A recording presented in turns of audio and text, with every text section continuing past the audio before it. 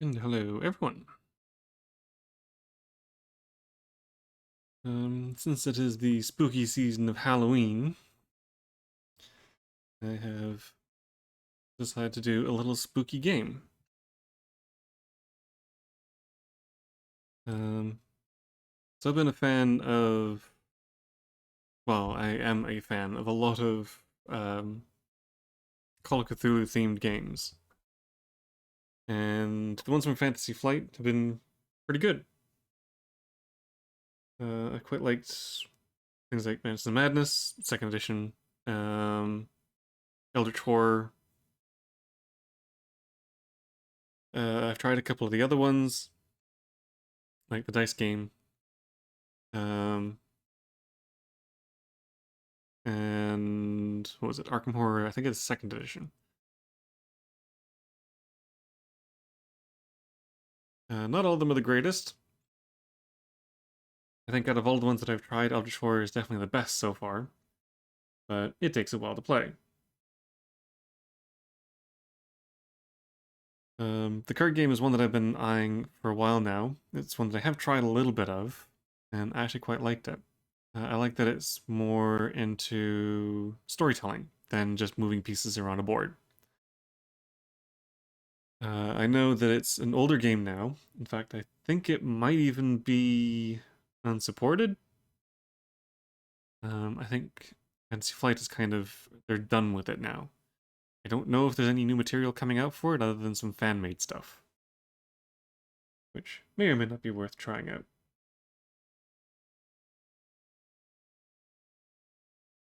But I thought I would give this a little bit of a try.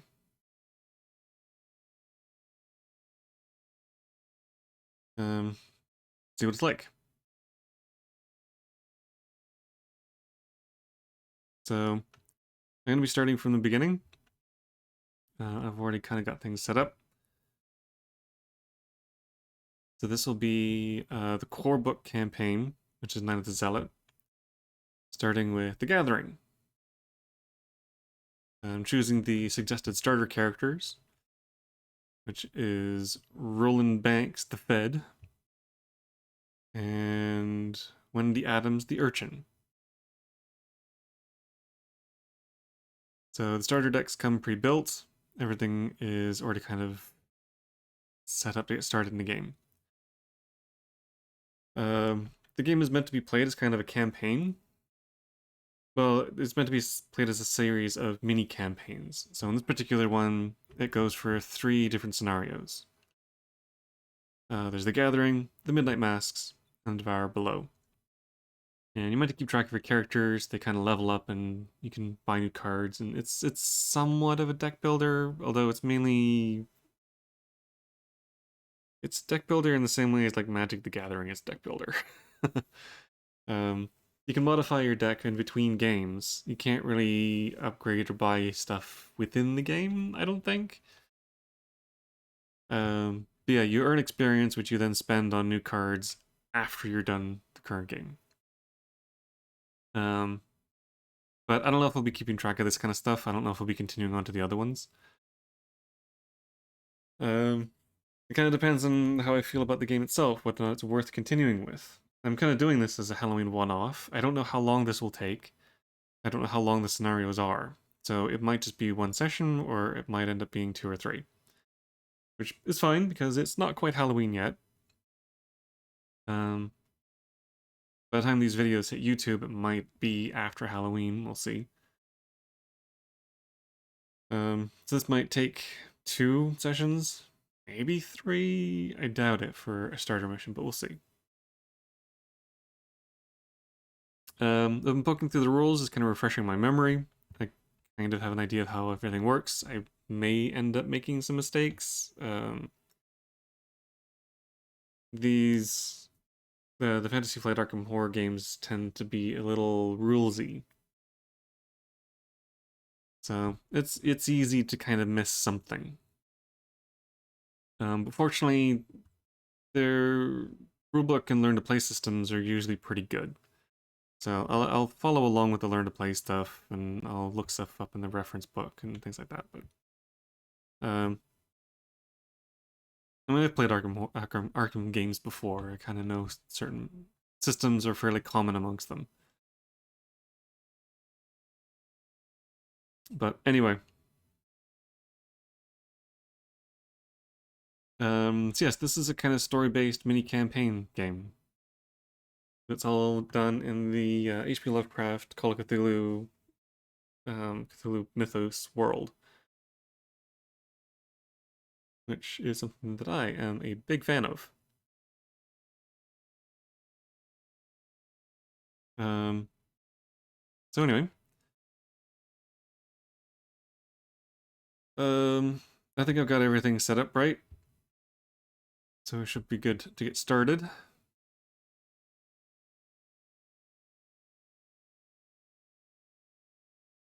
Some handy dandy turn structure things. Anyway,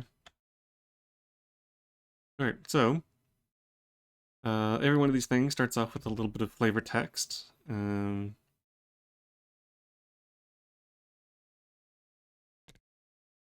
move this over to here. You do kind of need to ignore what's on the right-hand side there because for whatever reason, they've decided to put the end of scenario stuff right next to the beginning of scenario stuff rather than on separate pages.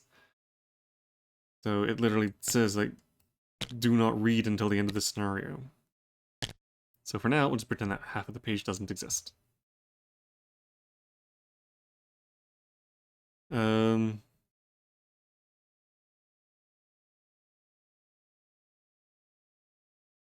Campaign log, blah, blah, blah. Alright, part 1, The Gathering. Actually, is there flavor text for the campaign itself? There is sort of. Friday, September 18th, 1925, Arkham, Massachusetts. It is the end of a long and abnormally hot summer. The first hints of autumn beckon, but a heavy heat persists, relentless. A silent, unspoken anger grips the town. Tempers are short, and in the last week alone, there have been numerous reports of townspeople coming to heated, violent blows with one another over simple misunderstandings. And now, a call from James Hankerson. He claims to have found a dismembered body in his barn. Blaming the weather would be too easy. There is something wrong with this town, and not a whole lot this old soothsayer can do to stop the slide. My auguries indicate a small group of investigators will soon take note of these strange happenings and set forth to make things right. I'll be watching their progress. I won't be holding my breath.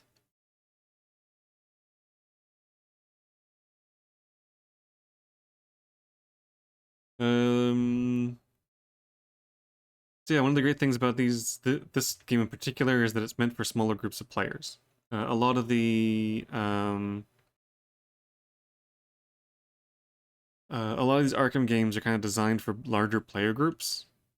Things like Eldritch Horror is meant, well, it's designed to be played for 1 to 8 players, but it's most playable at like around 3 to 5. Anything fewer than that and the game kind of becomes impossible. Anything more than that and it becomes a cakewalk. But so I'll say that most of the Arkham games are meant for a middle-sized group of players. It's like around 4. Even things like Mansions of Madness is designed to be played by 4 players. The rules state that you can play with fewer or more, but it gets kind of wonky when you're not doing the optimum number of players. There's like an action economy that isn't taken into account when it does the difficulty slider. So this game is good because it is actually designed for smaller groups. In fact, doing this with with 2 characters is actually pretty optimal. So if you're looking for an Arkham game where you don't want to have too many players, then this is good. There are other games that are also good, but not designed by Fantasy Flight. Things like Cthulhu Death May Die is actually pretty good with a smaller group of players. But anyway, so yeah, I'll be doing this two-fisted, so I'll be playing 2 characters, because I kind of like playing these games in a duo rather than just one person, even though it is kind of more fitting for a solo person. Most Call of Cthulhu stories and stuff involve one main character, but anyway. This just gives a little bit more variety in like cards and abilities, and it spreads the damage and stuff out a little bit better. It does up the difficulty a bit because a lot of things are based on number of players. Like in order to advance the story, you need to collect a certain number of things, usually like clues, um, per player. Oh, it does actually keep track of how many players are in the game. Or investigators, I should say. Oh, that's good. Okay. Does it default to 2? Or does it detect because there's 2? Whatever. Anyway. So, part 1, The Gathering. You and your partner, since we're doing duo, have been investigating strange events taking place in your home city of Arkham, Massachusetts. Over the past few weeks, several townspeople have mysteriously gone missing. Recently, the corpses turned up in the woods, savaged and half-eaten. The police and newspapers have stated that wild animals are responsible. But you believe that there is something else going on. You were gathered together at the lead investigator's home to discuss these bizarre events. Okay. Um,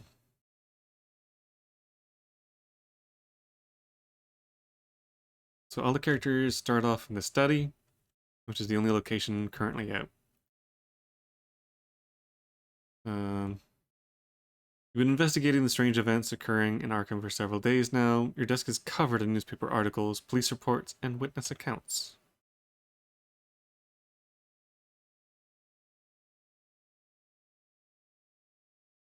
I think we do the act and agenda decks. I don't think it matters in what order you do them in. Read the text on agenda 1. And, okay, so technically you're supposed to do the agenda before the act, but I don't think it really matters. Okay. Agenda, what is going on?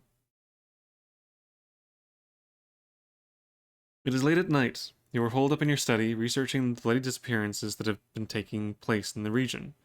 A few hours into your research, you hear the sound of strange chanting coming from your parlor down the hall. At the same time, you hear dirt churning, as if something were digging beneath the floor.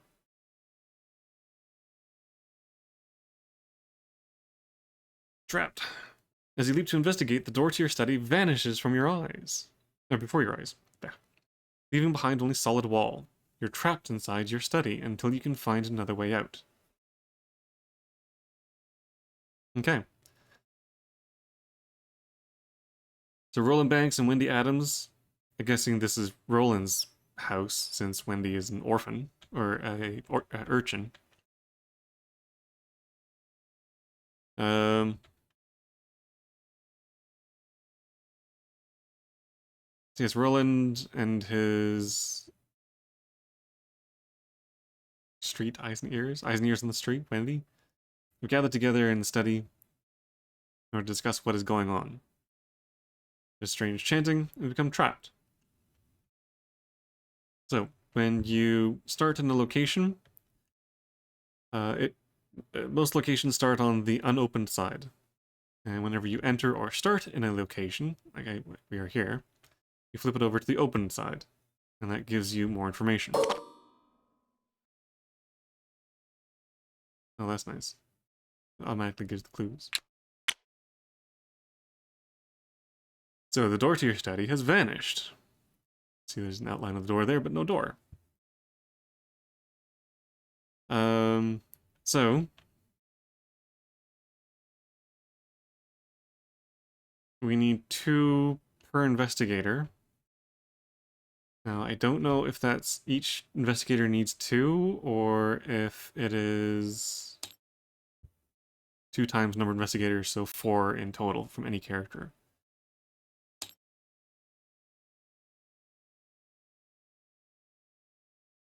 Per investigator. Per investigator symbol next to a value multiplies the value of the number of investigators who started the scenario, number of clues that are placed on a location, and the number of clues necessary to advance the current act are often donated. Right, so it just says... So this is 4 clue tokens total. So I don't think I have to do it 2 for Wendy, 2 for Roland. Anyway. Alright, so skill tests, weaknesses.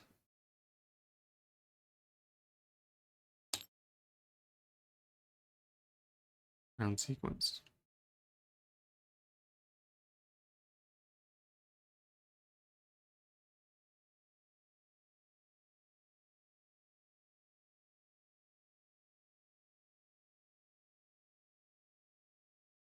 Layout assets, gather clues,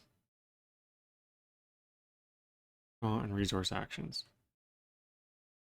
Okay, so part of setup is that each character draws 5 cards for their starting hand. If there are certain cards or a lack of certain cards, then you can mulligan and redraw. I think you can only do it once, but you might do it multiple times if it just keeps drawing shitty cards. You usually want to do that if there's like a weakness card in your hand or you don't have any assets, which not having any assets isn't such a bad thing, but whatever. Okay, so Roland gets...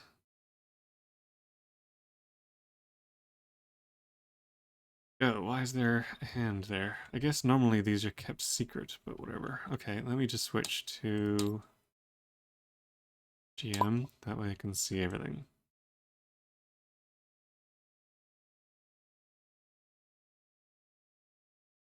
Okay. So what did Roland get? Heat cup, medical text, flashlight, evidence, and a knife.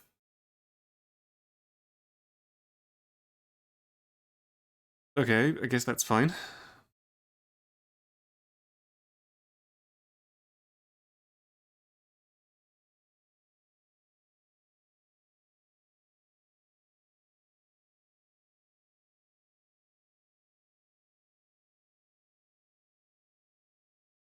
Reuses.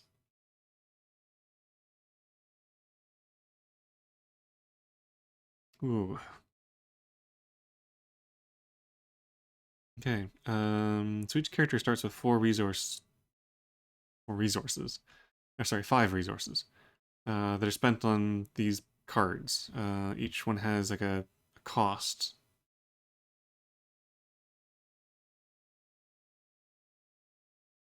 Even the event has a cost. Wow.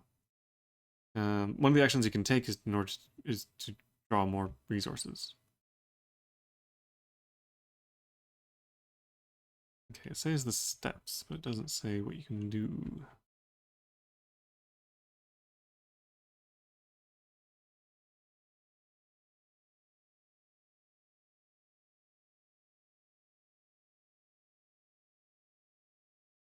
I mean, that doesn't necessarily say what the things you can do are. Okay, so I might have to keep it on this page or something just to remind myself of what actions you can actually do. So yeah, draw a card, gain a resource, activate ability, blah blah blah. Okay, let's see what Wendy got. Backstab, dig deep.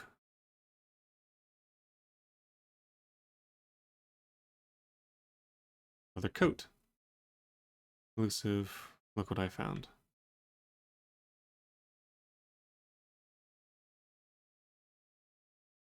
Oh wow. Play after you fail a skill test by 2 or less. While investigating, discover 2 clues in your location. Oh.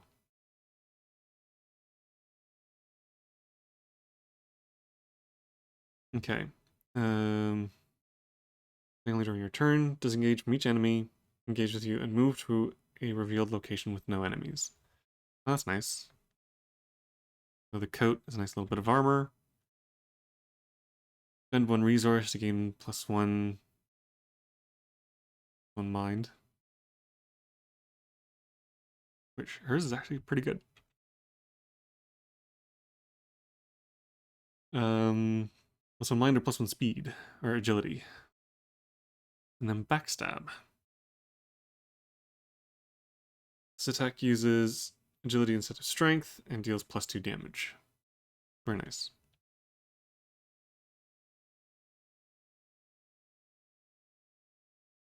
So at the very least, for Wendy, I'd want to get these two cards out. A leather coat, maybe not so useful just yet. I mean, actually, neither of these are particularly useful right now, but I guess equip them for later. And then these events can be saved. For him...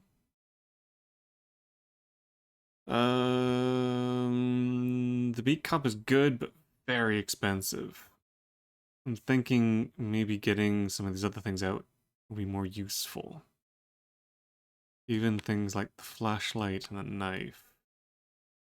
The medical tax. Use investigate your location and test lore 2. If you succeed, heal 1 damage from that investigator. If you fail, deal 1 damage to that investigator. This lore's 3. It's not. Oh.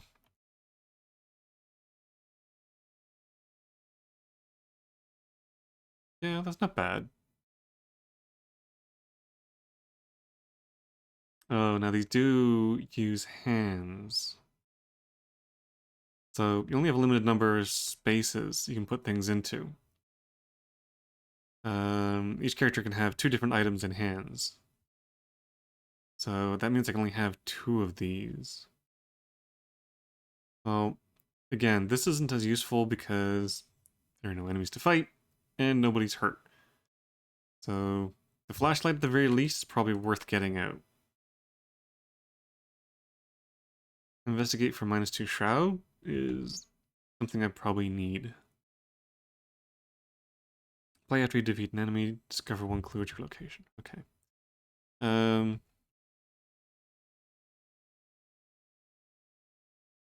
Characters also have special abilities. So after you defeat an enemy, discover 1 clue. Limit once per round. Okay, so no enemies to fight, so that's not a thing. If you draw an Elder Sign, +1 for each clue on your location. Okay, so he kind of wants us to sit on locations that have lots of clues. Wendy, when you reveal a Chaos token, choose and discard 1 card from your hand, cancel that Chaos token, and return it to the bag. Reveal a new Chaos token. That's very useful. I would probably reverse these, though. Reveal the new Chaos token before you... Otherwise, there's a chance you just get the same one over again, and I don't like that. So I think what I might do is cancel the Chaos token, reveal a new one, then put the old one back in the bag. Just because I know I'm going to keep getting the same one over and over again. For an Elder Sign +0, Wendy's Amulet is in play. You automatically succeed. Oh, so I need to find Wendy's Amulet. Which I don't currently have. Okay. Alright. So, let's set up an introduction done. We go on to the round. So typically you would start with the Mythos phase, but because this is the first round of the game, you skip it. I kind of don't know why this isn't last. It would make more sense if this was at the end. Whatever. So we skip to the investigation phase. Now, since this is a cooperative game, there's no like initiative order or anything like that. I mean, what kind of idiotic game has initiative orders when you're doing cooperative play? Kind of a stupid idea if you ask me. Cough cough, not looking at any game in particular. Cough cough, Gloomhaven. Anyway, so in this particular case, you can choose who goes first. So the only thing we have to do at the moment is to collect clues and to equip assets. So the question is, who do I want to go first? Each character gets 3 actions on their turn.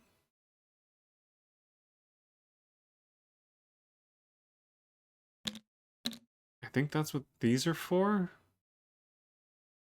Oh, but they're also here.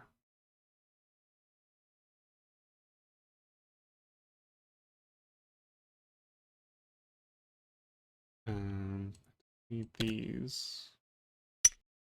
I already got these. Come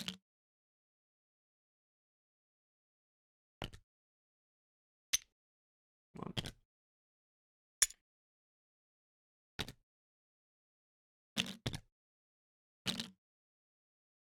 Alright. Oh yeah, there's also this thing that helps keep track of turn order, so I can do that to make it in the investigator phase. I don't know if I'll really bother with this thing, but it helps keep track, I guess. Right, so who has the best investigation? 3, 3. They both had the same investigation. Okay, in that case, I might as well just go with Wendy first. Not really any need to be either way. Um,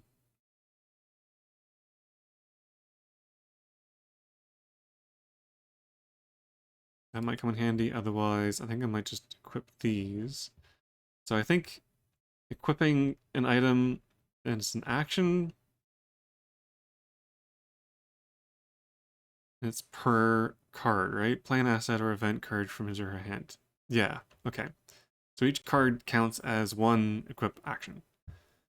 So I will equip the leather coat for free. That gives her 2 extra health. So damage she takes can be applied to the leather coat first. Once it reaches 0, it's discarded. The leather coat is destroyed. It gets shredded. And then dig deep for 2 resources. Boop, boop. Which doesn't take up space. It has no symbol. It is a talent. Okay, so I can spend resources for sanity and agility, which are her best ones. Ooh, her fight is not very good. I might need to try and get her. Oh, but she has like these that do agility rather than strength. Okay, anyway, so 1, 2, and for the third, she is going to try and grab a clue. So to grab a clue, actually to perform any kind of skill action in this game, characters have skills. You compare the skill versus the difficulty of the action that you're trying to perform. So in this particular case, she is trying to do an investigation. Her lore, intelligence stat, whatever, is 3. The shroud for the room is 2. She has to beat a 2. Currently she is. 3 to 2 means she's winning. But there's a randomness to this. Now this game doesn't use dice. Instead, uses chaos tokens. So she can draw a chaos token, which comes from a stack that's set by the difficulty of the game. I'm currently playing it on standard. I'm gonna see how that goes. I don't. This is a fairly difficult game, and I have heard that there are balance issues with the LCG game. So we'll see how it goes on standard. If I'm really getting screwed over, I might switch over to easy, but we'll see. So for now, I think it just means there are more negative tokens in there than there are positive. So you're more likely to get like a -1 than you are a plus. In fact, there's something somewhere that says what the distribution is. Oh, right, it was this thing.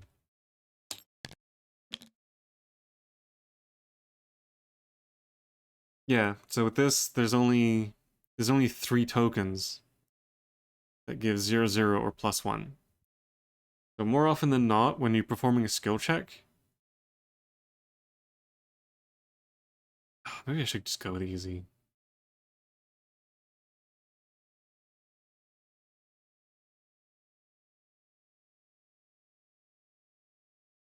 You know what? I'm just gonna go with easy. I'd rather enjoy the game than pull my hair out because I keep drawing shitty tokens. Or shitty chaos things. So, yeah. So, okay. So 1, 2, 3, 4, 5 of them are good ones, either 0 or +1. 1, 2, 3, 4, 5 are negatives, going to -2. And then these ones all have special effects. Some of them good, some of them not so good. Most of them not so good. So I know right off the bat that at most I'm going to get a -2. So if I'm 2 over a skill challenge, then I know I have a pretty good chance of being able to beat it. Unless I draw one of the super bad ones. Skill challenges, you can actually boost your stat by playing cards. So for example, I could play my elusive to gain 1 more intelligence. Or I could even play look what I found to get 2. Although I think I'd much rather keep it for this ability. So anyway, without further ado,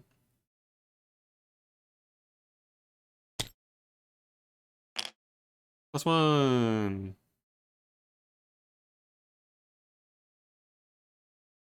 So that becomes 4, which means she succeeds at the challenge and she gains a clue.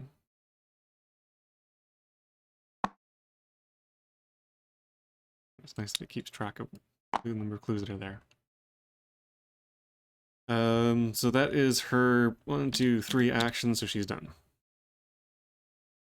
To show that she is done, her little character placard thing can be flipped over to the black and white side. Grayscale, or whatever. So now, it is Roland Banks. Now, I am fairly certain...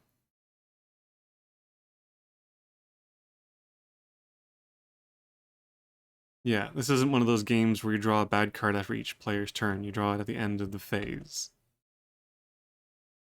Or you draw it during its specific phase for Mythos, in this particular case. Right, drawing new cards also counts as an action. So draw 1 card. So if you ever run the cards, you have to spend actions to draw more, which kinda sucks, but, well, whatever. Alright, so anyway.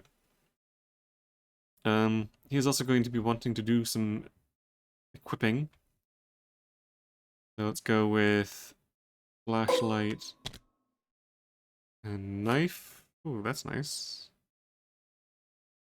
For cost of 3. And for his third action, he is going to try and search the study as well. We're looking for clues as to what has happened with the door and whether or not there's another way out. So in this particular case, 3 versus a shroud of 2 is currently succeeding. Draw a chaos token. Oh wait, upkeep. Upkeep is at the end.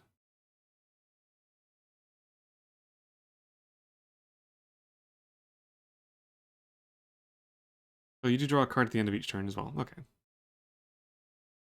I'm guessing these things are meant to go back.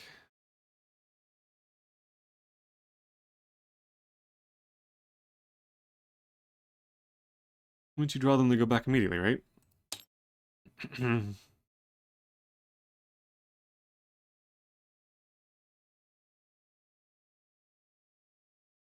Roll a skill test. Reveals a random chaos token from the bag.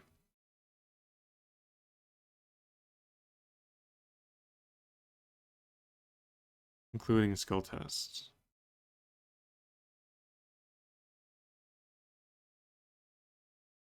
Discard all investigator cards committed and return revealed. Yeah, so at the end of the skill test. Okay, so yeah, that does go back. I click to stack. Does that mean it goes back into here? 15. Oh, no, that draws more. What happens? Okay, clicking it makes it go back. Ah, that's why it's the right click to send to stack. Okay. So left click to draw, left click to send back, unless you right click to stack. Got it. Anyway. So he's also searching for a clue.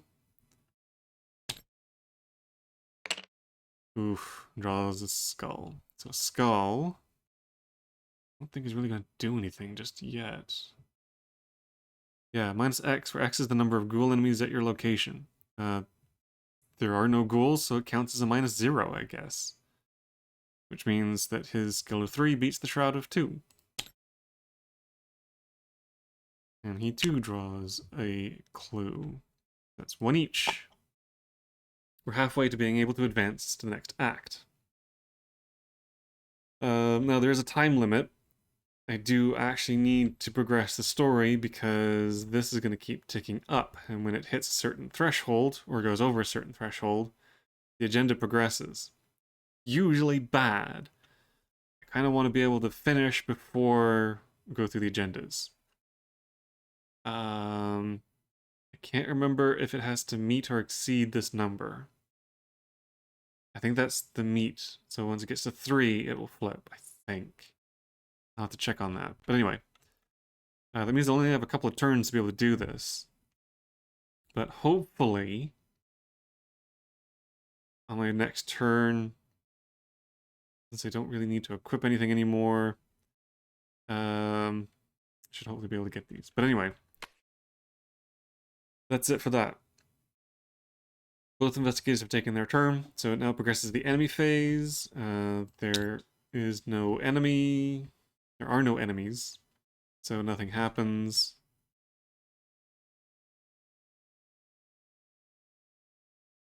Hunter moves towards nearest investigator. Each engaged enemy attacks if able. And then upkeep. Which reset actions, ready all exhausted cards, draw one of each, then checks hand size. Maximum of 8 cards. So I think I can just click this.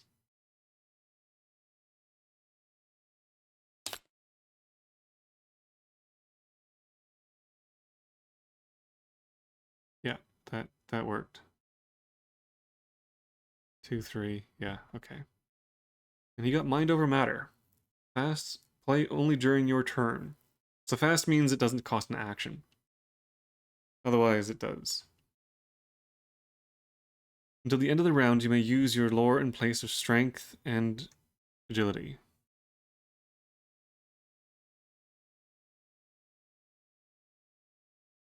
I guess using lore instead of agility? Otherwise, why the hell is this card even in here? Well, I guess you can use it to boost. Yeah, whatever.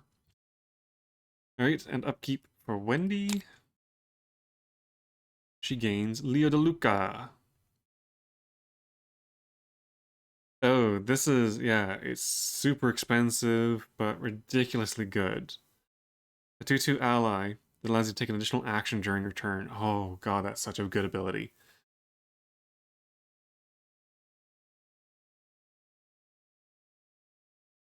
I remember there was this card edited?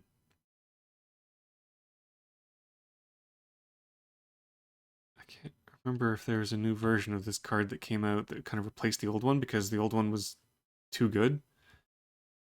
I don't know if this is the too good one. Yeah, whatever. It's cost us 6. Yikes. I mean, she could gain 2 resources and then play him for 3 actions. But then she'd get the 4th. Might actually be worth doing. Oof. Ooh, that would get her down to 0 resources though. Don't know about that. Okay. And now it is Mythos' turn.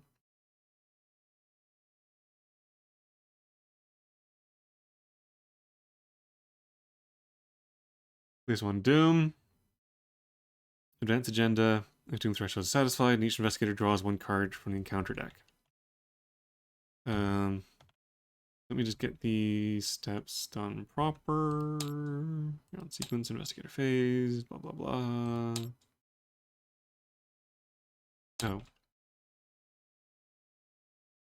The act deck represents progress the investigators can make on a scenario. Generally, the investigators can advance the act deck by spending, as a group, an appropriate number of clues. There we go. Clues spent are returned from the investigator's card to the general token pool. Does not cost an action. May be done during any investigator's turn.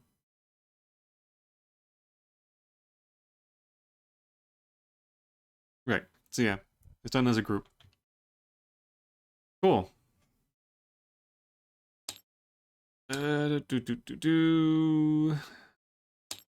The enemy phase, upkeep phase, mythos phase. Alright. Place one doom token on the current agenda. That it is here. Compare the total number of doom tokens in play to the doom threshold of the current agenda. If the number of doom tokens in play is equal to or greater than... Okay. So, yeah. When it hits 3, it will advance the agenda. In play order, each investigator draws the top card from the encounter deck. Instructions for resolving each type of encounter card are presented below. Treachery enemy. Are they resolved one after the other, or do you draw them all first?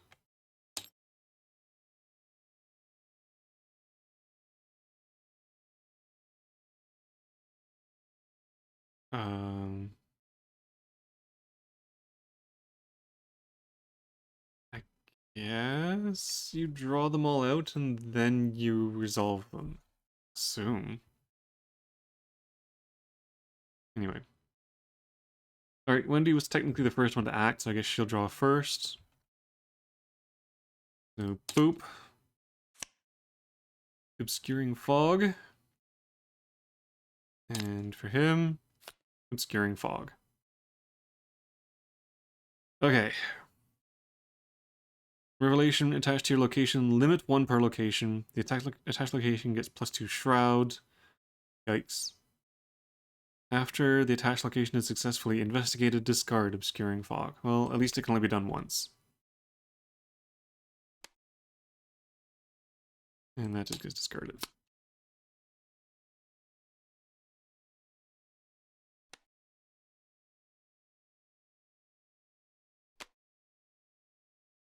Okay. The Shroud goes up to 4. I might have to use a flashlight from Roland to try and get through this. It's not a nice one to draw on the first turn, but anyway. Okay, I think that's it for Mythos turn.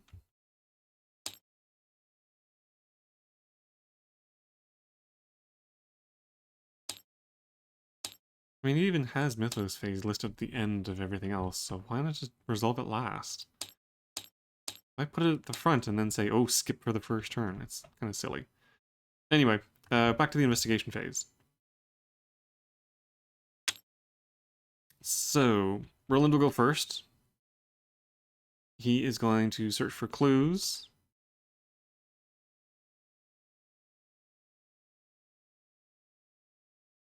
Now, this doesn't say fast. Does that mean it requires an action to use that ability?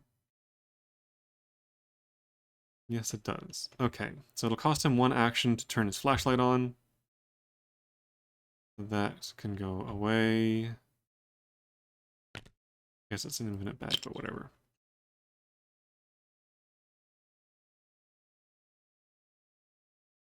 Oh, but it allows him to investigate for free. Oh, okay. So he investigates location at -2. So that ignores the obscuring fog, which just sets it back to a regular shroud of 2.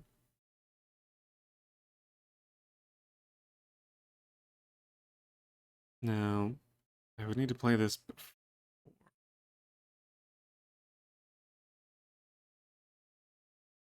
I don't really have anything that's of any use, so okay. Let's just cross our fingers, hope for the best. +1! Sweet. Alright, so I get this.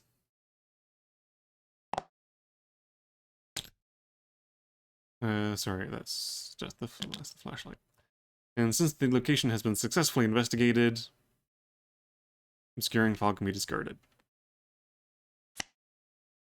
It is back to normal. And he still has 2 actions remaining. He could go for the 3rd token, I suppose.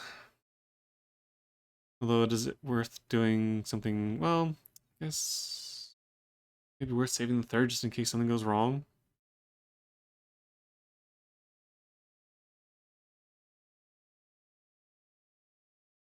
Kind of wouldn't mind saving Up for the beat cop.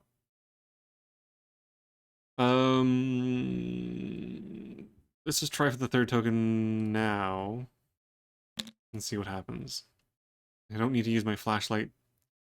Can't attack. Well, yeah, I could. Yeah, because the investigate is built in. But anyway. Here we go.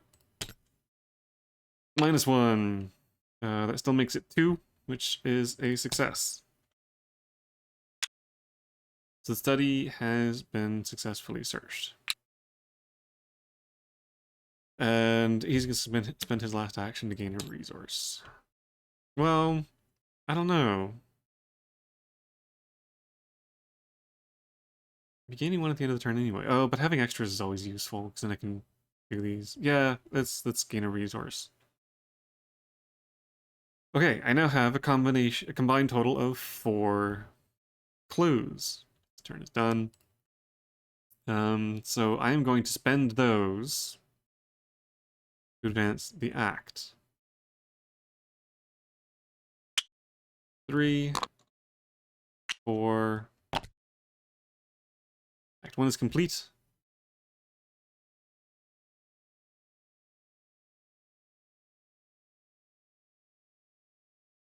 Oh, click button to remove all clues from all investigators. Oh, hang on. If I do that, will it automatically trigger? Oh yeah, it counts them. I can do that. Oh, it doesn't actually flip the card. Ah, well. At least it strips the tokens off. Okay, that's interesting. So, num num num num. It eats the 4. This is done.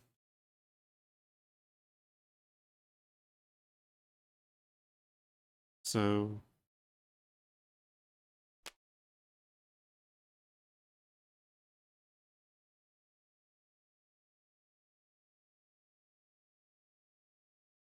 Right, so go through this, and then we go on to Act 2. Okay. The door on the floor. You notice that the edges of your newly purchased rug are tattered and mud-stained. Finding this odd, you shift the furniture aside and pull back the rug. To your surprise, you see the door leading out of your study. You slowly turn the knob, and the door swings open, revealing your hallway below. You jump through the doorway, landing on your feet on soft dirt. The door to the study slams shut above you. The smell of burning wood fills the narrow hall, intermingled with the scent of rotten decay. Jeez, what is happening to Roland's house? Put into play the set-aside hallway, cellar, attic, and parlor.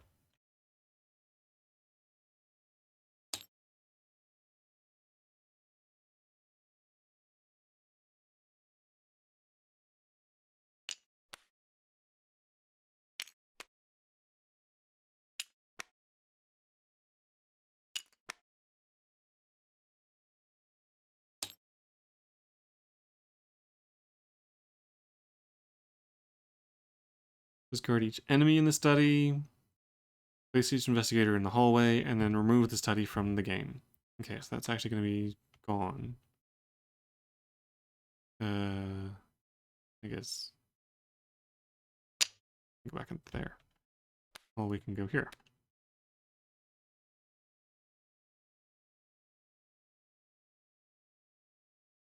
Okay. So these symbols at the bottom show where you can go. So this shows the hallway is the red square, and it can go to the blue triangle, the also darker red plus, and the green diamond. Nice that it has the little colorblind features. Not that I am, but still nice that they're there. So the triangle is the attic, which then comes back to here, goes over to here for the green diamond, and down here for the plus. So basically, the hallway links to each of these 3 locations, but these locations don't link to each other. So in order to go to one, we have to come back to this one.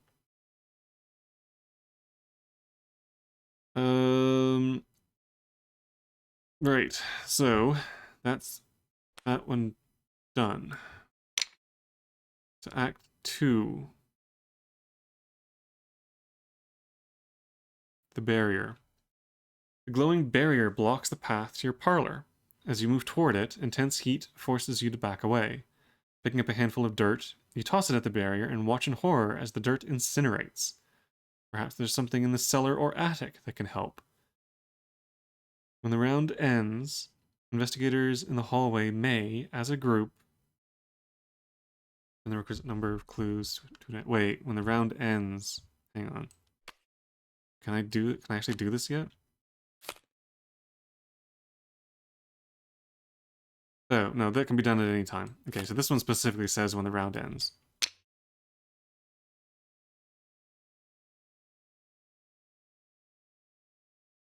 Oof, 3 per. So I need 6. Yikes. Oof, okay. Right then. So the parlor is blocked. So the only places I can actually go to are the attic or the cellar. Nothing good ever happens in the attic or the cellar. Come on. Anyway, so we entered a new location, which means that this gets flipped over. Boop. 0 clues. Out of 1. The walls of your house are splattered with mud, and your hardwood floor is gone, replaced with a dirt path. So the parlor specifically says, the entrance to the parlor is blocked by a darkly glowing, unfathomable barrier. You cannot move into the parlor. You're unsure what would happen if you tried to cross the threshold of the strange barrier, but based on its extreme heat, you're sure as hell don't want to try. You can't go there yet. We really got the attic. Smell of rotten meat assaults your nostrils as you approach the attic stairs. Or the cellar. Stairs leading down to the cellar are slick, and they glisten with a thin layer of ice. Okay, Wendy has not gone yet. Do I want to just blow her turn getting Leo? That's maybe the best option.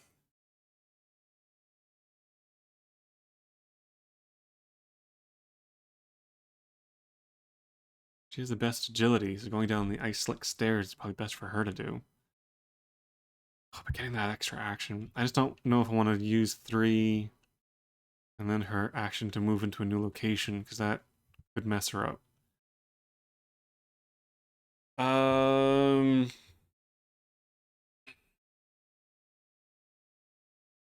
It might be a waste. You can do the same action twice, right? 3 actions during his or her turn may use to perform a variety of tasks. Investigator may perform any of the following as many times as he or she would like, in any order, providing the investigator has an action available to pay for it. Yeah. As many times as he or she would like. Okay. So yeah, let's generate resources, spend 6 to get Neo de Luca, Louisiana Lion. And I'll spend his action to get back another resource.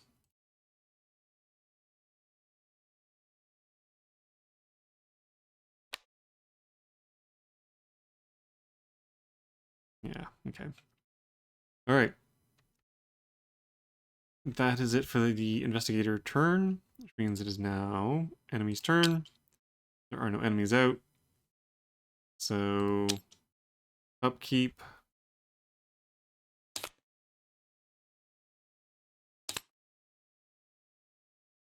Uh-oh. Cover up. Put cover up into play in your threat area, 3 clues on it. When you would discover 1 or more clues at your location, discard that many clues from cover up instead. When the game ends, if there are any clues on cover up, you suffer 1 mental trauma. Uh-oh.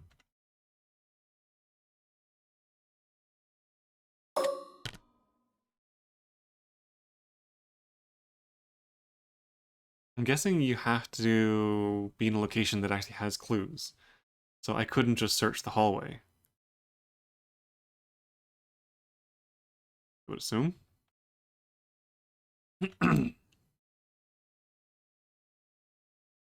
Okay. And Wendy got Survival Instinct.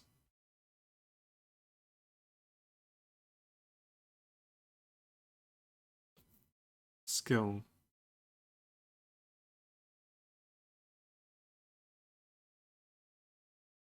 If the skill test is successful during an evasion attempt. Oh, right. The evading investigator may immediately disengage from each other enemy engaged with him or her and may move to a connecting location.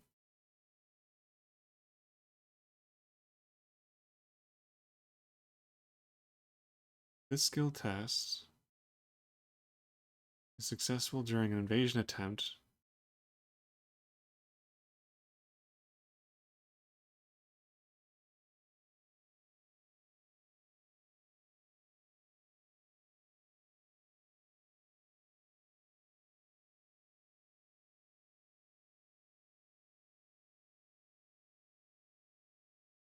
Oh, right. Okay, yeah, because you make an evasion attempt against each individual monster. Right.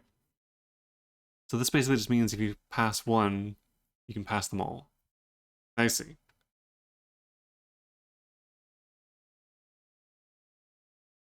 She really is a sneaky little runner. Okay. Um, that's upkeep. We're back to Mythos. One gets put onto here. And then each character draws a card. Roland started. I guess we'll go with him first.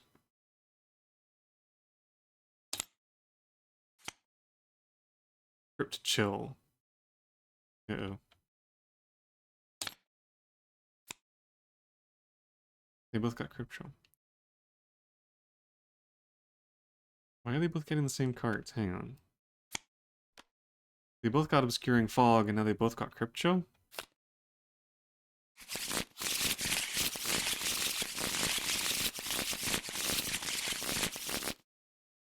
Oh, these might not randomize it. Oops, I didn't actually shuffle this, so I probably should have shuffled.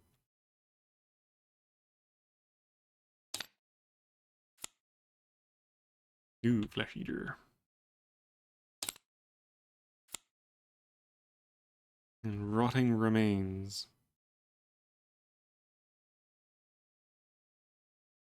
Yikes.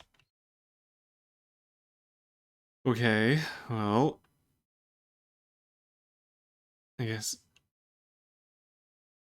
Roland is now in combat with a Flesh Eater.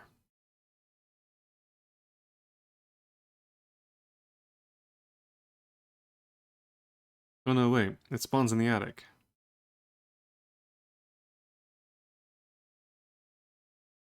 Oh, so he goes to the attic.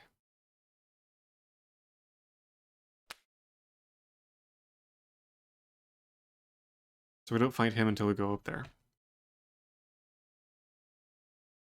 Wendy, however, trips over some rotting remains in the hallway. So she has to take a mental sanity, whatever, 3 test. Her sanity is 4.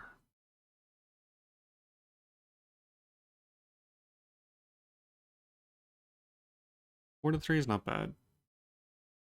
She can take a hit or two.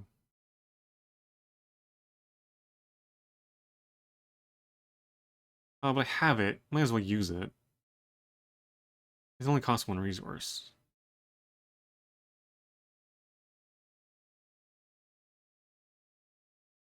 Nah, I'd rather have the 2. Well, we'll see. If she fails, it'll only be like by 1 or 2. Anyway. Boom. -1, so her sanity goes down to 3. Which beats the rotting remains.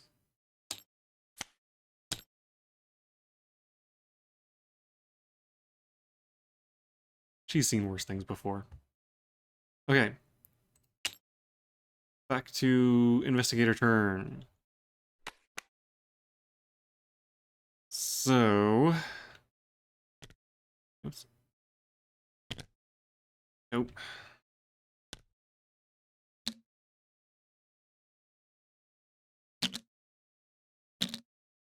Okay, Roland is probably the best one to go up and fight the thing in the attic.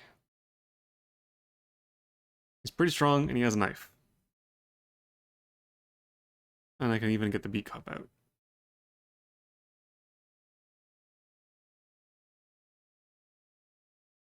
Might actually be a good idea. She, I guess, can go to the cellar. And see if there's anything down there. Okay, we'll start with Roland. Need him to get some clues.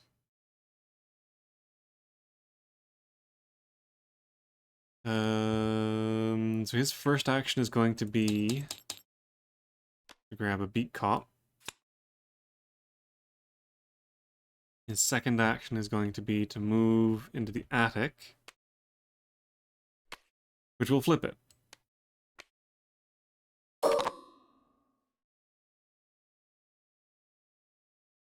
Oof. After you enter the attic, take 1 horror. Ouch. He cannot take a lot of horror. There's not a lot of good ways of getting rid of it. I don't think there are any ways of getting rid of it. You can't rest in this game, I don't think. Is that true? There's no way to, like, heal? Engage an enemy. Investigate, move, fight, evade.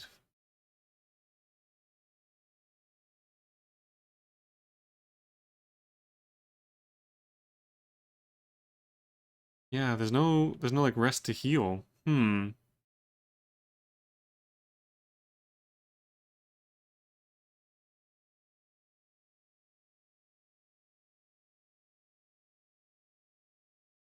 Okay.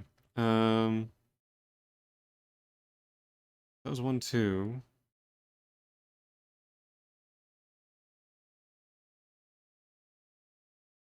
What's the difference between engage and fight? Investigator using this action engages one enemy at a 0 location. Place that enemy in the threat area.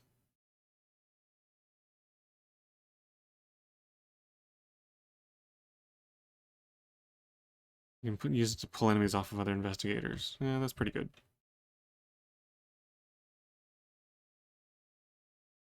If you move into a location with an enemy, do you automatically engage with enemies that are there? Doesn't look like it.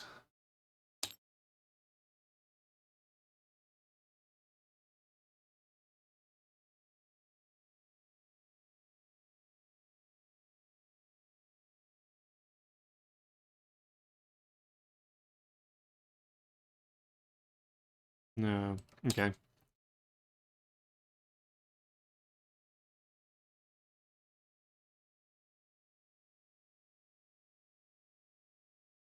Arcane slots. Oh, yeah, arcane.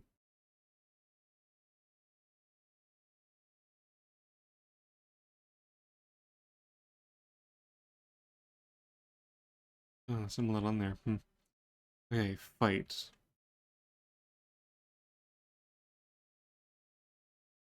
Make a combat test against the enemy's fight value. If the combat test is successful, the attack succeeds and the investigator deals 1 damage.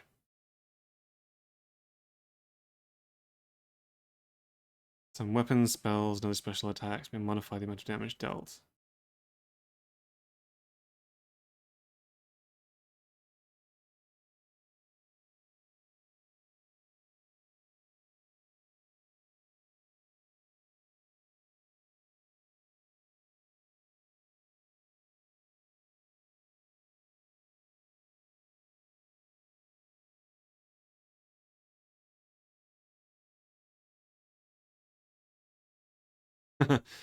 If you attack an enemy engaged to another investigator, you hit the other investigator.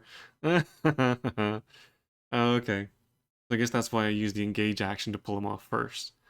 I see. Okay, so this thing has 4 health. How much damage do I actually do?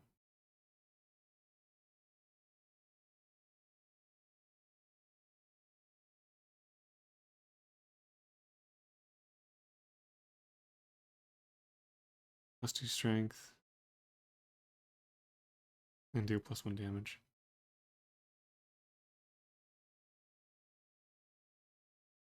Oh, so I only do 1 damage per hit. Ooh, that kind of sucks. I need to find something that adds to damage. Okay, well, for action number 3, I guess stab him with a knife, which is only going to do 1 point of damage.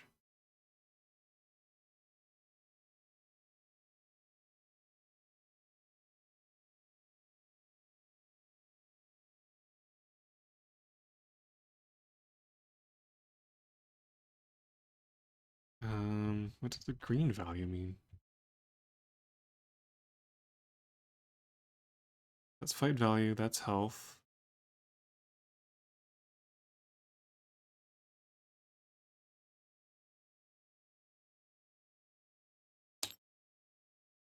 And sanity and...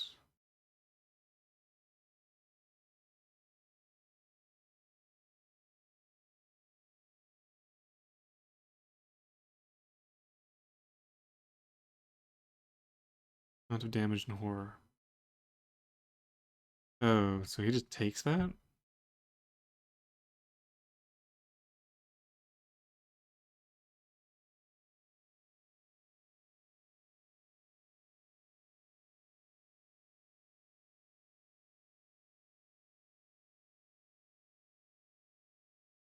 That's kind of... Oh, shit. I have to do 4 points of damage to it?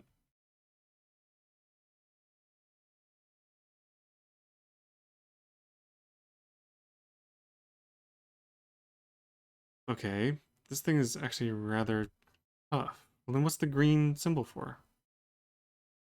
Oops.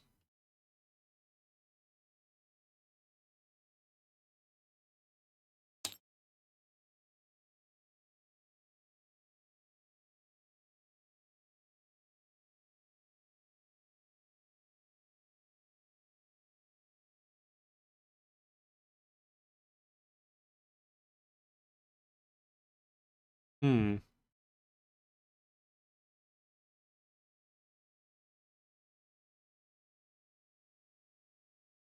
Okay, if that's the case, then I might not do that.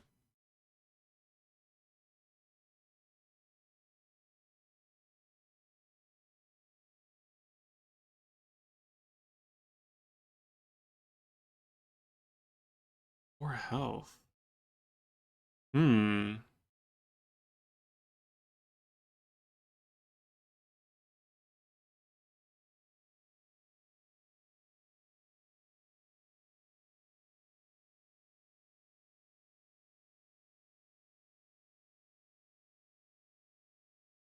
She could use backstab.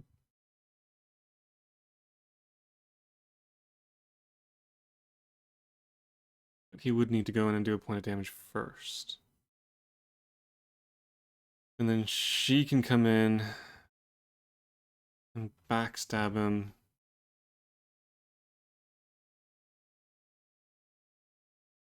Cost 3 resources. Good grief. 1, 2 to move.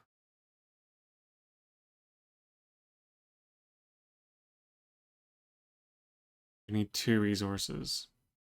1, 2, 3, 4.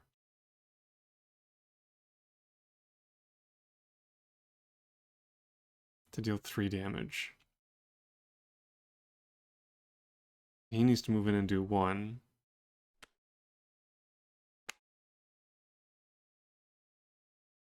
Okay, this is friggin' risky, but okay, let's do this. Um,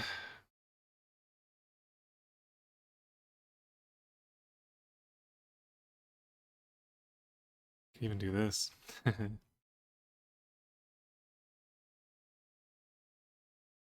Oh, he automatically does that. Oh, I could pick up 2. Wow, okay. Okay, so yeah, he'll move in and he will punch the ghoul using the knife to fight.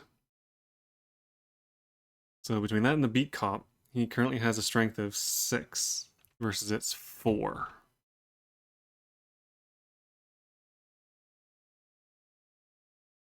So, the skull is -1 per ghoul, right? Number of ghoul enemies at your location. Yeah, so it's -1. That still hits. 5 to 4 hits. So that will deal 1 point of damage. There we go. Pop.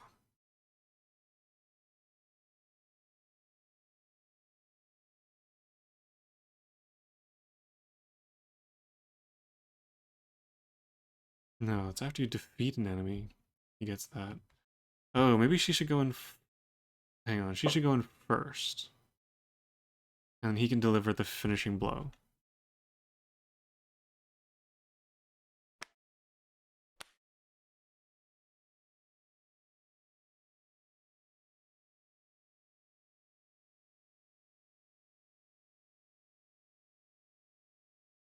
Okay, the sequence of events here is a little wonky, but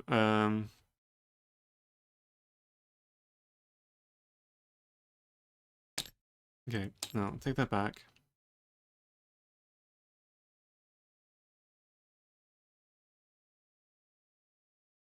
Yeah, let me start that over again. Okay, so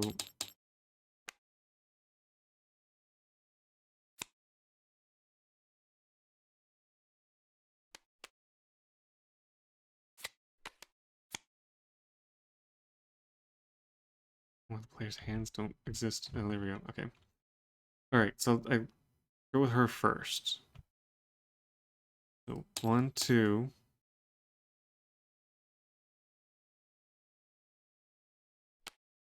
Three.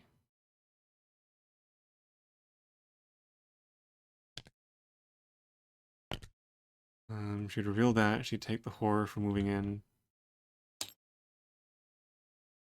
She would then spend 1, 2, 3 to do a backstab.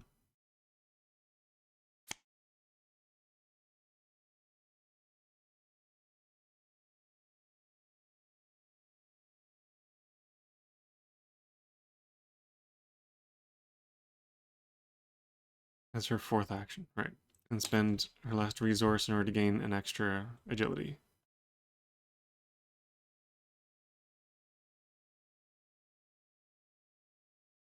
Her agility is 5.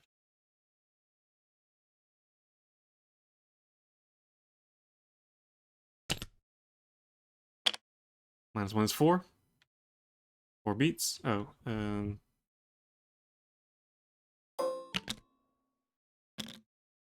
so yeah, 1, 2 for the assets, 1 to move, 1 to use this. Okay, so she successfully backstabs, +2 damage, so that does 3. The ghoul, crunch.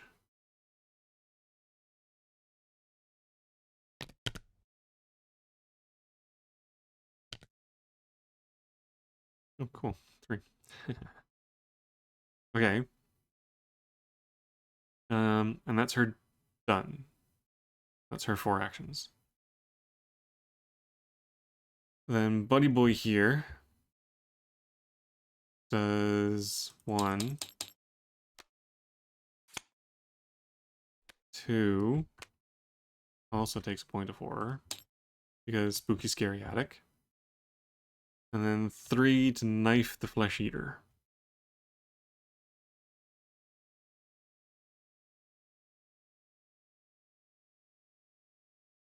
So again, 6 to 4.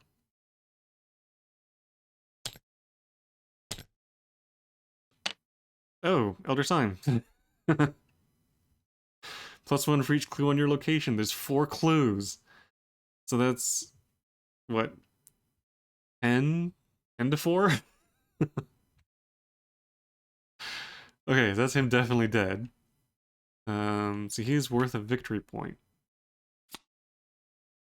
The victory points are XP, I think.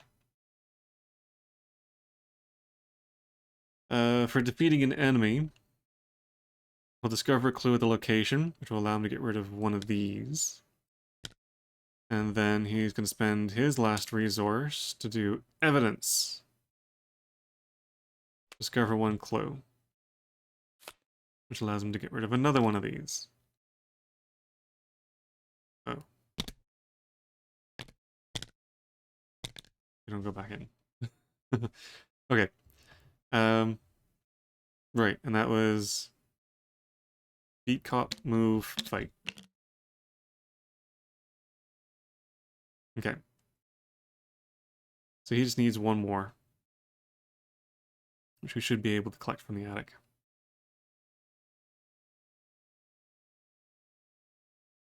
The attic is also worth a victory point. Okay, that's both of them done. So enemy turn, the enemy has been defeated. Upkeep. Oh, yeah. Doot and doot. Manual dexterity. Maximum 1 committed per skill test. So you can only use 1 manual dexterity at any given time. Gives +2 to dexterity.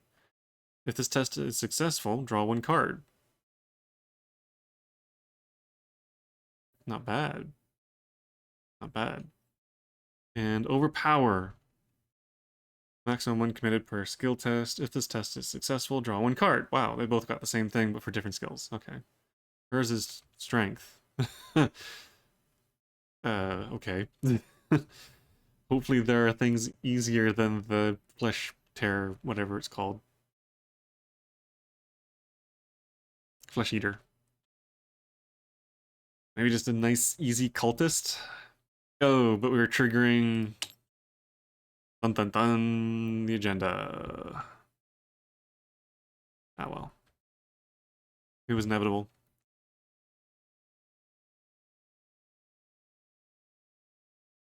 I think that's everything. Yeah, that's everything. So yeah.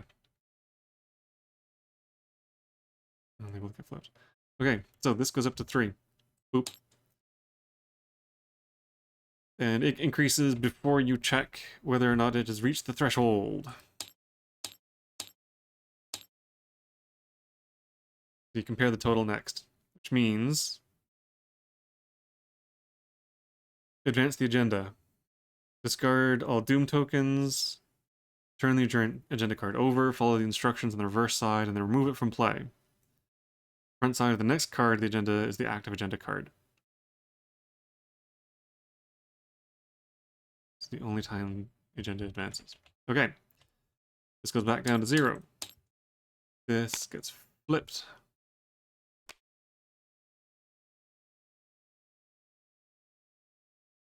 Oof. Your house continues to change before your very eyes. The walls have decayed, and the ground in many rooms has turned to dirt.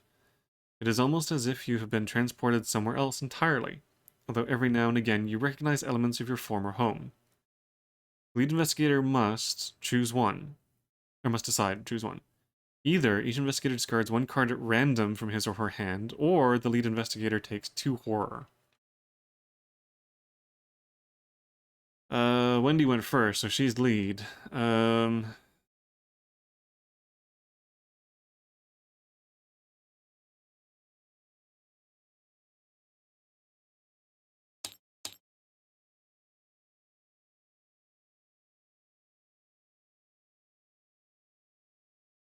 7.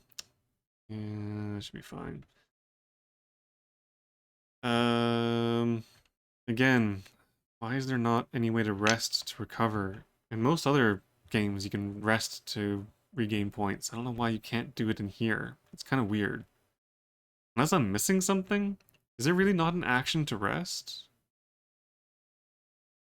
Even during upkeep, there's nothing that allows you to heal.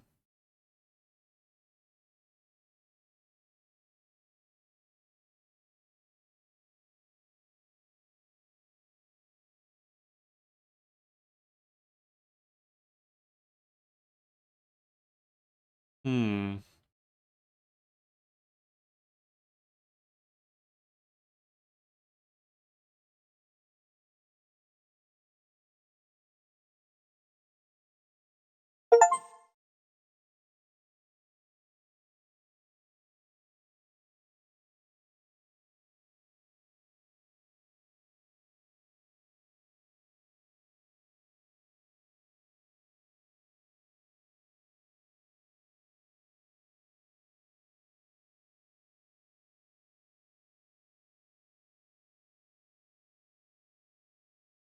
Oh, hang on.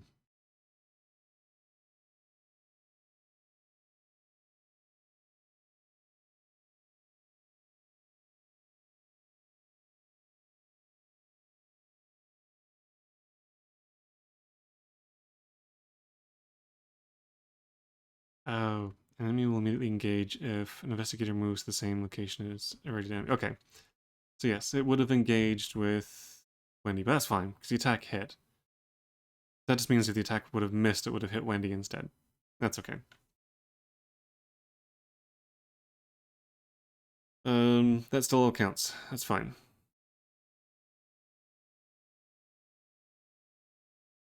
Okay, but yeah, it's weird that there's no way to heal in this. I wish there was a way to heal. I mean, I guess there's things like this, mind over matter. There must be something like this for the other way around. Or wait, no, medical tax. Sorry, this one.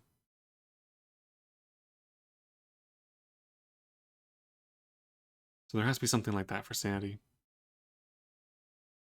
Or for horror, I guess. An alternative is each player loses one card at random, which isn't necessarily the worst.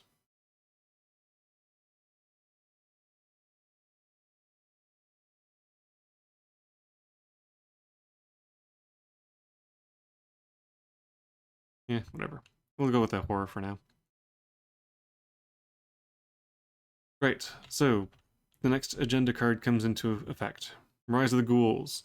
The floor beneath you is giving away, and you see a vast network of tunnels twisting into the darkness below. Shapes and silhouettes of strange creatures move swiftly through the tunnels, trying to find a way up. You probably don't want to be here when they do. This will trigger at 7.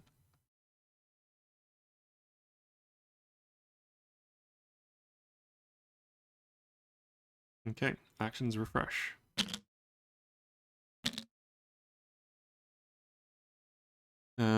We need to start hoovering up these clues. We need 6. 4, and I guess 2 from the cellar.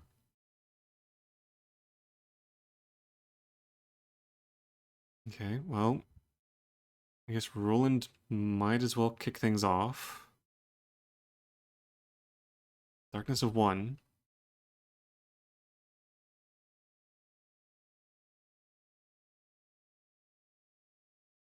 Right, I can't play the medical text because I have that, whatever. Alright. The Shroud is 1, his investigation is 3. And a 0 means it is successful. So that will get rid of the last one of these. Right. So this can go away.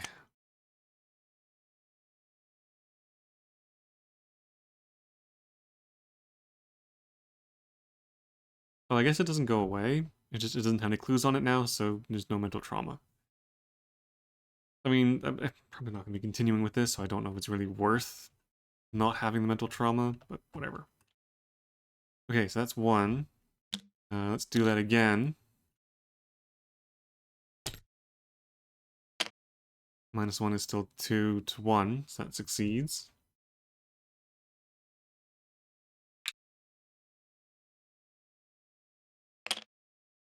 And do it again.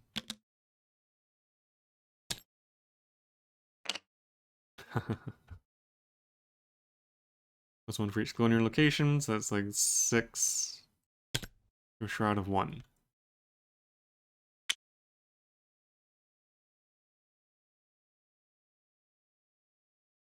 Oh wait, I didn't draw the event cards. Whoops. Okay, never mind. That didn't happen. These are still on there. I forgot to draw events.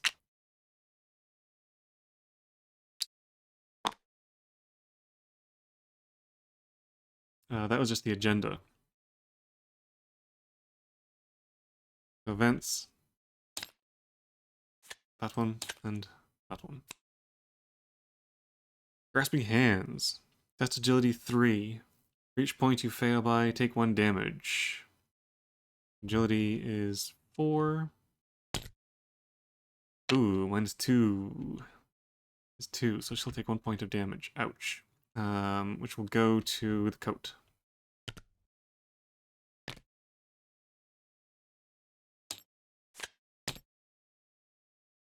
And for him, Ancient Evils. Place one doom on the current agenda. This effect can cause the current agenda to advance. Ugh. Uh-oh, I just lost a turn. That's bad. Okay, now it's the investigation. Now he can start doing his thing. First search, +1 will succeed. Get rid of this. Second search. Ooh, what is that? -2. If there's a ghoul enemy at your location, take 1 damage. 3 -2 is still a 1. There's no ghoul, so nothing happens. He just takes a clue. Yoink. And then 3. Search again. +1 succeeds.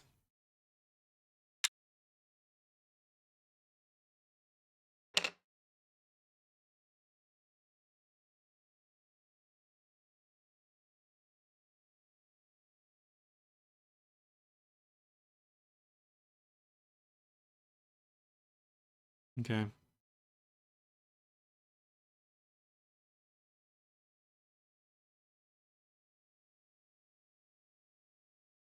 Yeah, don't need any of those. Yeah, 3 actions. Okay. That's him done. Wendy is up next. She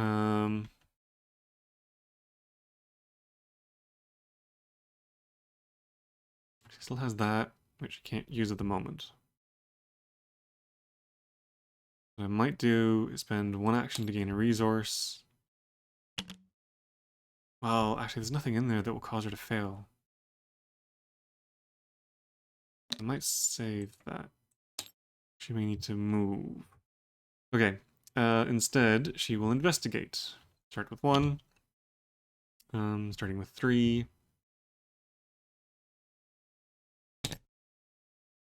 -1 is 2, which is still enough to grab 1. Thank goodness the shroud value is so low. Second action to do the same. +1.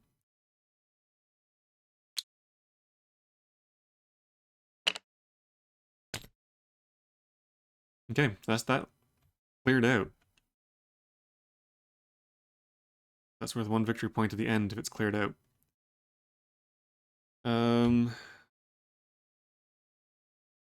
2 actions left. I don't know if it's worth rushing straight for the cellar. It may just end up being another horror for entering it. That's...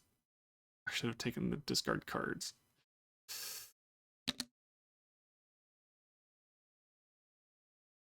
Maybe he should be the one to explore the cellar. Oh, I'm gonna need both of them down there.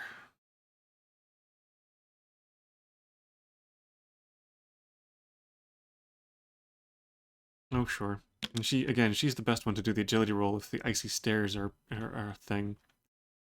So, 1 to move to there, 1 to move to there.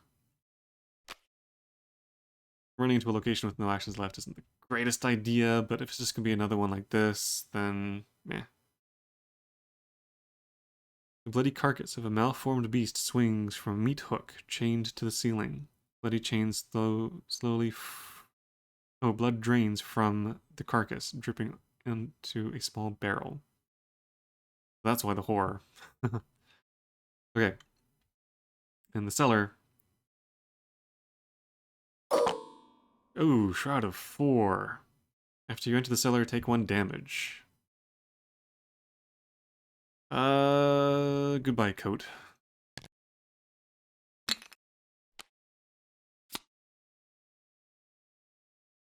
The leather coat gets torn and shredded as she descends the stairs. Her cellar seems to have been replaced with an underground network of icy tunnels and caverns. Blood chills you to the core. Okay.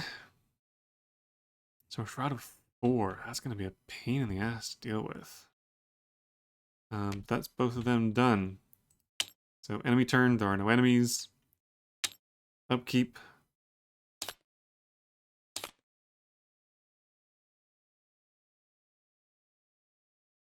Roland's 38 special.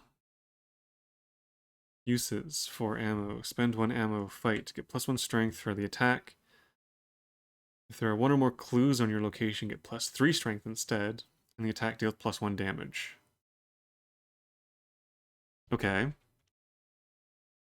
And she got emergency cache. Gain 3 resources. Wow. That's really nice.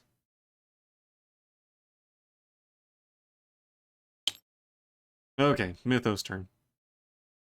Boom goes up. Nothing happens. And draw cards. Roland was the one who went first. Oh, another ghoul. Uh-oh, looks like they're both getting attacked.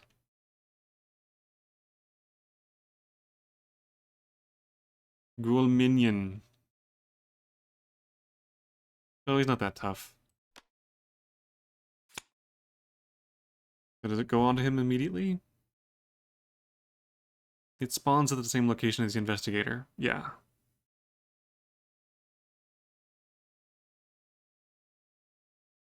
And then she has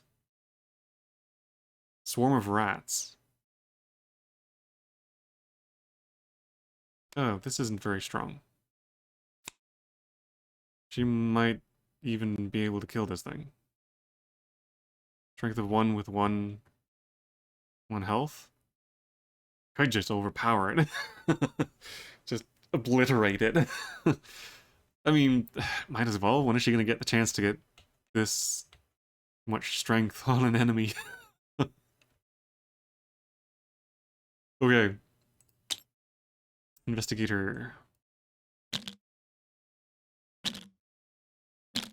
Oops. Okay. And because they're attached, if they move, they drag their enemies with them, so I could just move. But I really need to kill these things. Let's just do Roland first. Would like to get his gun out. He will take a hand, though.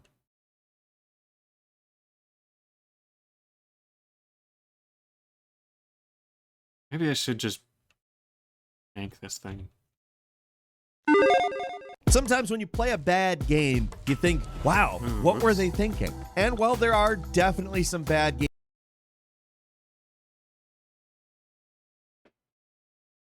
That shouldn't have happened, but okay.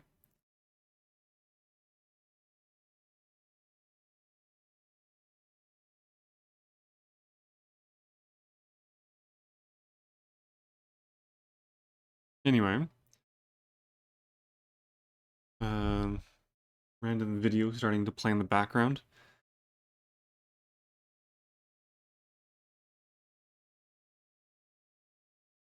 Okay. Yeah, so I think I might just use this to kill off the ghoul minion.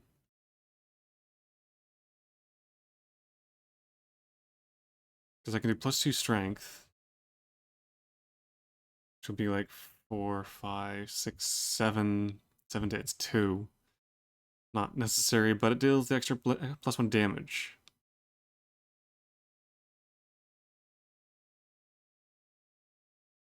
Although, I'm probably going to be using up the flashlight when I get down to the bottom. Maybe it's worth just taking the 2 actions just to kill it.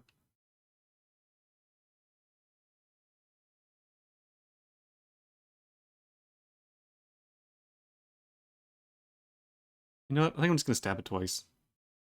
I'm still getting 4, 5, 6 versus its 2.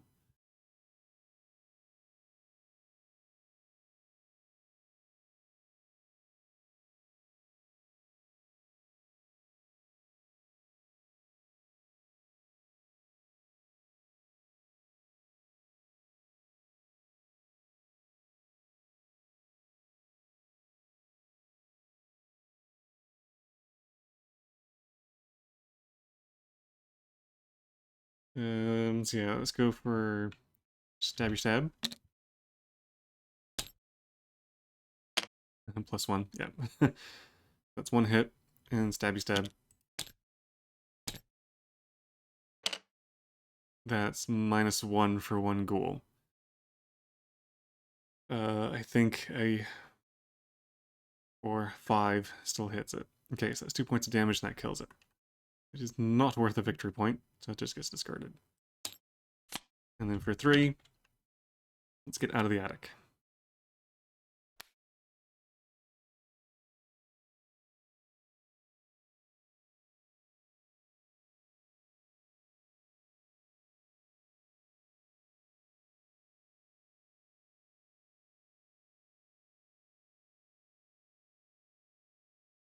Which brings us to Wendy, who has a bunch of rats to fight.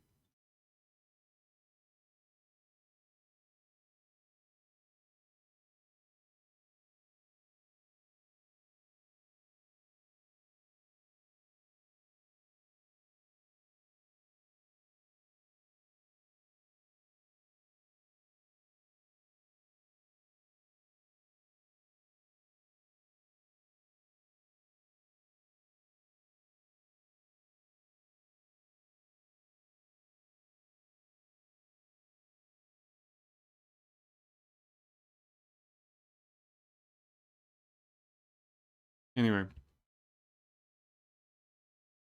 Um...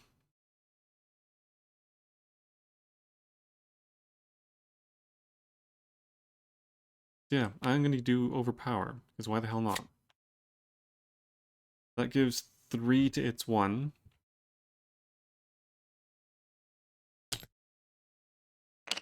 There's no ghouls, so whatever. And that kills it.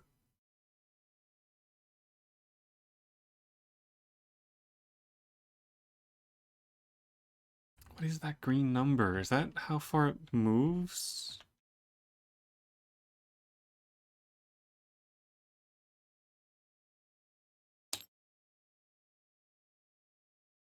Hang on, it'll probably say in here.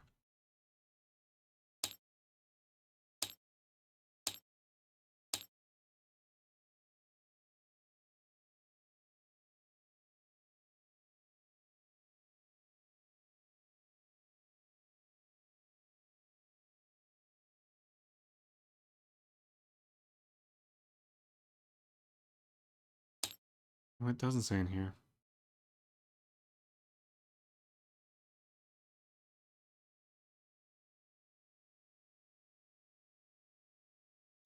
Hmm.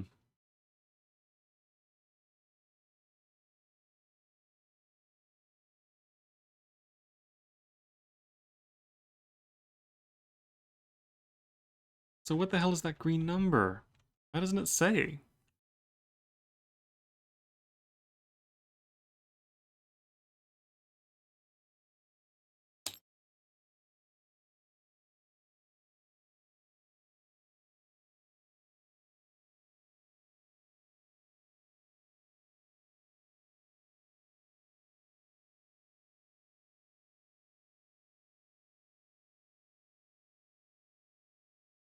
I mean, hunters just move to an adjacent space.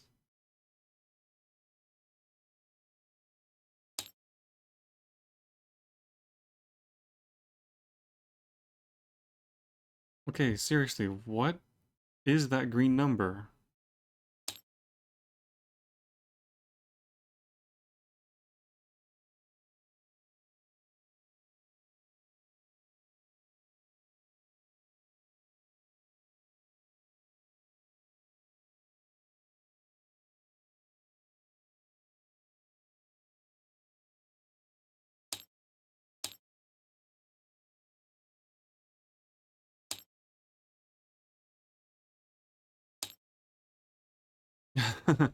What is the green number?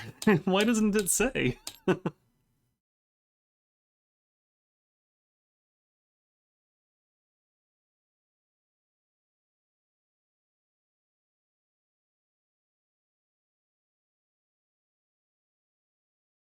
Ah, that's so weird. What is the green number? Oh, it's for the evade. Oh, that's what that is. Oh, bloody hell. Okay. Right, so the rats were hard to evade. Minion, not so much. Okay, that's what that is. Alright, so the rats are beaten. Splat.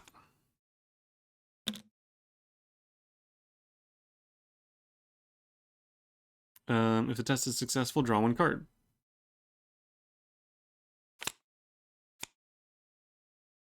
Hey, there's Wendy's amulet. You can play the topmost event in your discard pile as if it were in your hand. After you play an event, placed on the bottom of your deck instead of in your discard pile.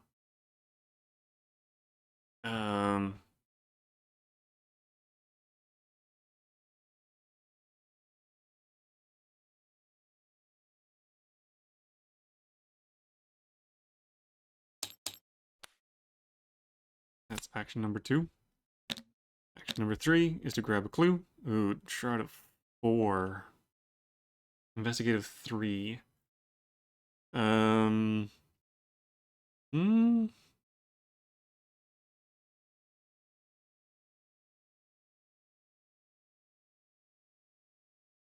Oh, right, and I can play this. Oh, I probably should have played that first.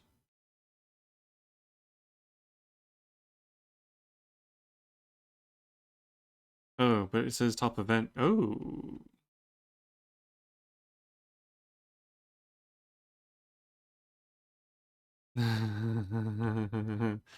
Topmost event. Right, that's a skill.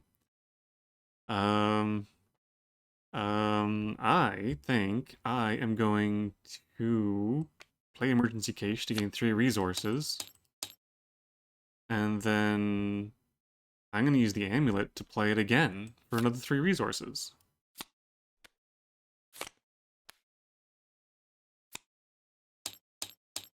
Because why the hell not?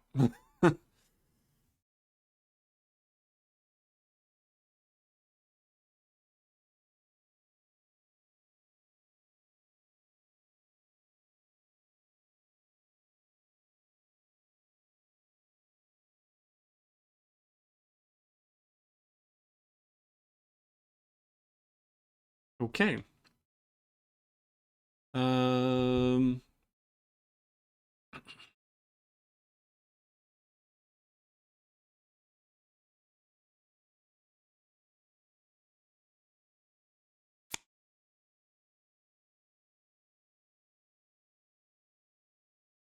Oh, wait, that costs an action to do that. Hang on. 1 to fight the rats. 2. It would be 3, 4 to do the cache twice. Okay, maybe I won't do that. And we'll save that. Because I want to use my last one to try and grab a clue. So again, 3 to 4. Unless I get a +1, I'm going to fail.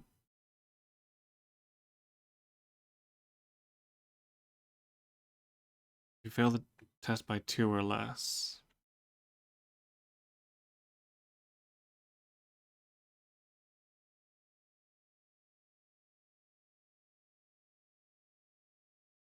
I kind of want to fail, but I can't fail by -2.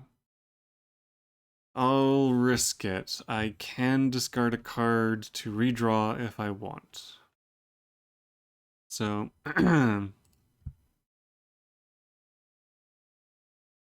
search.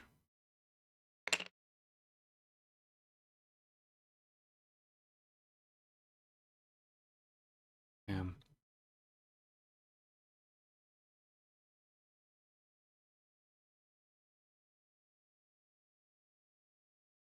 That puts me at 1. Fuck, that's the exact same, that's the exact token I did not want to get. And there's only like 1 of them in there. Ah, damn it, damn it. Damn it. That means I can't do the cache again. Okay, well, whatever then. I'm gonna get rid of elusive. And I'll redraw that. Oh, for Pete's sake, it's not what I wanted to do. Okay, fine. If Wendy's amulet is in play, you will automatically succeed instead. That's not exactly what I wanted. I wanted to get 2. Whatever. Okay, currently sitting at 5. I got the exact 2 tokens I did not want to get. Literally any other token in the entire stack would have been fine. But those 2, the only 2 in the entire stack, were the ones I got that would screw me over. Ugh. Fine, whatever. Damn, that really pisses me off.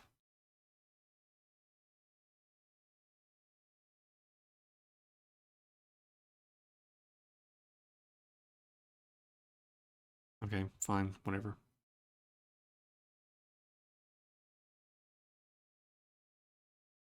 I think I only pay the 2 if I use it for this. If I use it for the symbol, it's free, I think. You know what? The way that I just got screwed over super hard, I'm gonna play it that way. Oh, that really pisses me off. But it is the way it is. Okay, that's both characters done. Enemy turn. There are no enemies left. So upkeep. Magnifying glass. Ooh. +1 while investigating. Oh, it does take up a hand. Too many things take up hands. Burglary. An illicit talent. Exhaust burglary to investigate. If you succeed, instead of discovering clues, gain 3 resources. Okay. That's not bad.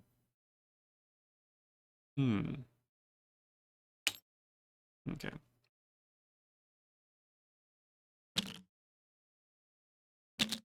Now the fun part.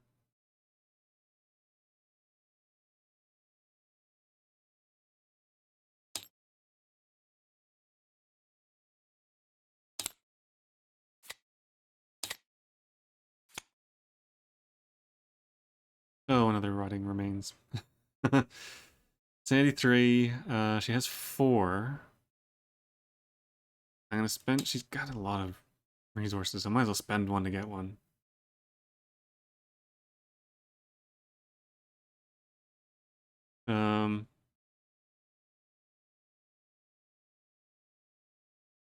That symbol. Right. They don't cost They don't cost anything.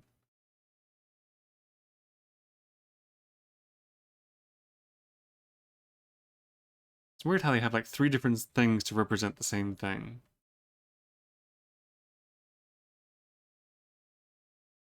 Like, fast doesn't cost an action either, does it? Hang on, am I getting fast wrong? E, D, E, F. F, E. Yep. Does not cost an action to play. Not played using the fast action. Yeah. So, I mean, why do they have 3 different things all to represent fast? It's weird. Anyway, where was I? Right, she's doing the corpse. So, she is 4 to 3.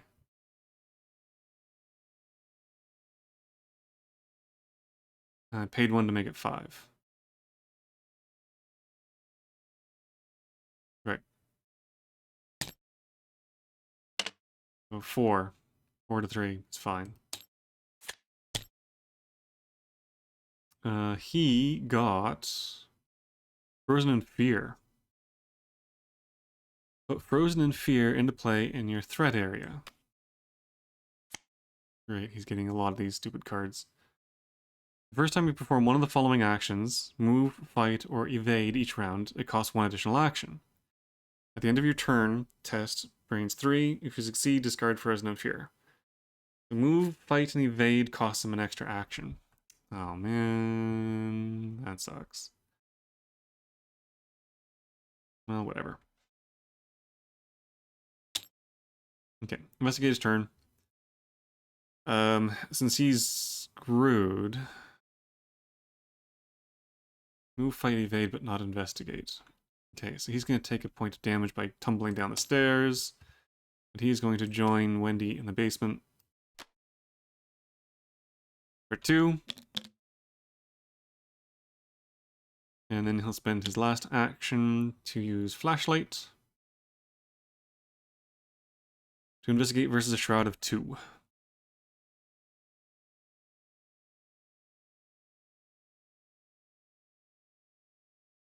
It's 3 to 2. Ooh, the cultist. -1, and if you fail, you take 1 horror. Okay, 2 to 2 is still a success. So he snatches up 1.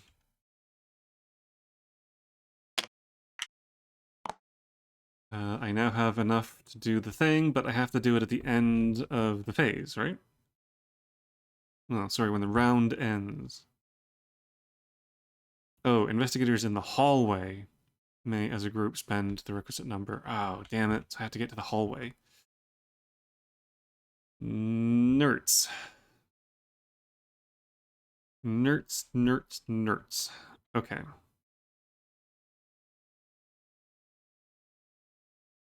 Then maybe he should not be the one to do that.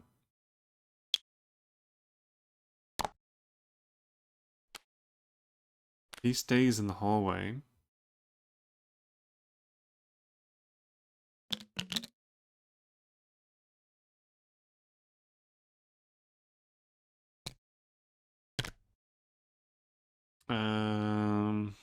Maybe I should just ditch something. Whatever. So you could just generate 3 resources?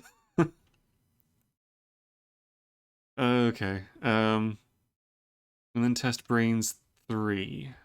So he has 3 brains. He doesn't have any cards that give him brains. Okay, let's see if he can get rid of this stupid card. Aha! +1! 4 to 3 gets rid of this. No more Frozen in Fear for him.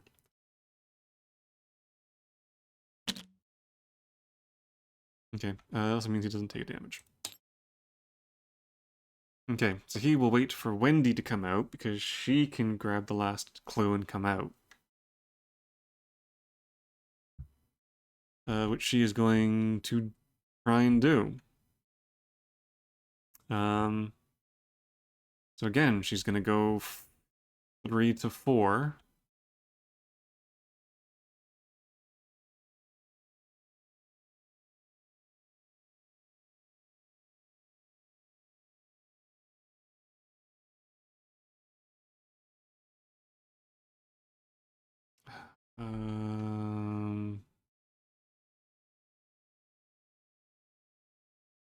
Yeah, we'll give it a try. 3 to 4. -1. So that is 2 to 4. That is 2 less. So I can do. And look what I found. And that's an event, so she could do it again. Discover 2 clues at your location.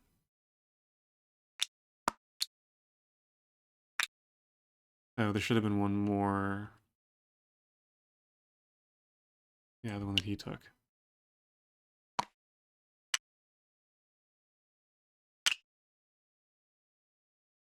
Yeah, this is worth a victory point, so it's worth clearing it if I can. I don't know if it's really worth it, though.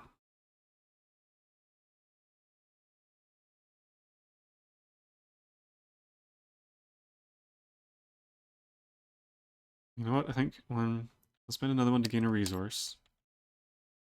And she'll try it again, because I can play this from the discard pile. Again, 3 to 4. 2 to 4.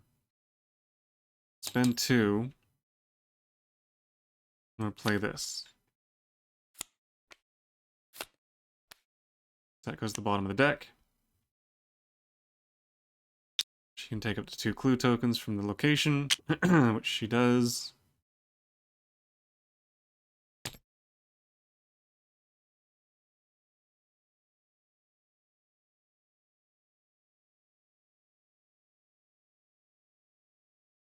Okay, and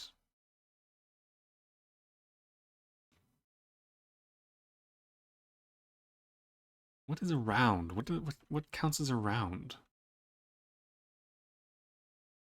When the round ends. Oh, a round. Okay, it's the end of the upkeep. Right. Okay, she still has 2 more actions. Let's do...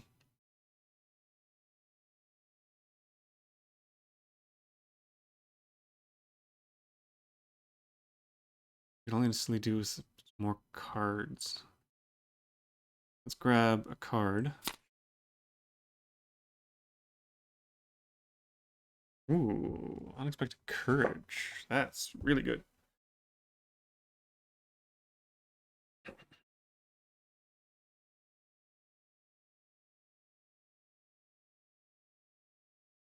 And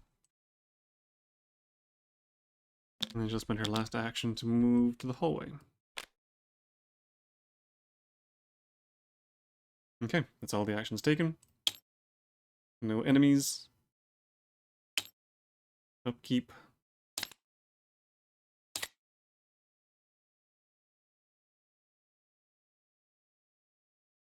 Old Book of Lore. Exhaust Old Book of Lore. Choose an investigator at your location. That investigator searches the top 3 cards of his or her deck for a card, draws it, and shuffles the remaining cards into his or her deck. That's not bad. It is Brain's card, though.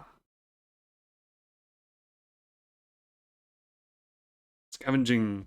After you successfully investigate by 2 or more, exhaust scavenging. Choose an item card in your discard pile and add it to your hand.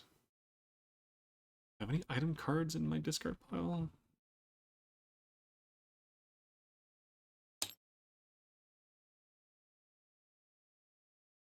Oh, the leather coat.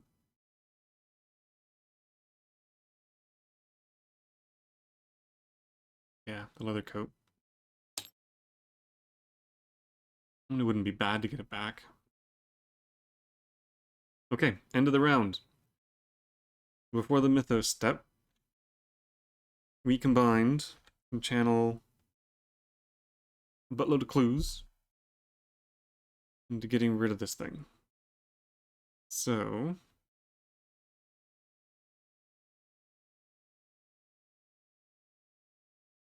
I have 8, I only need 6. I might keep 2 on him. If he keeps his, technically they count as being on his location.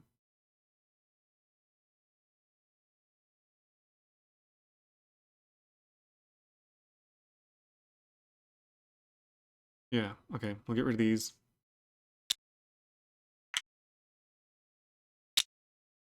So she has 6.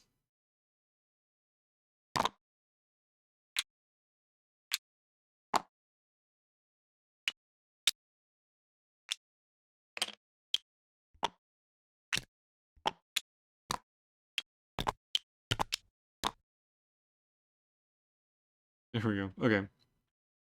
6 clues spent, which means this is done.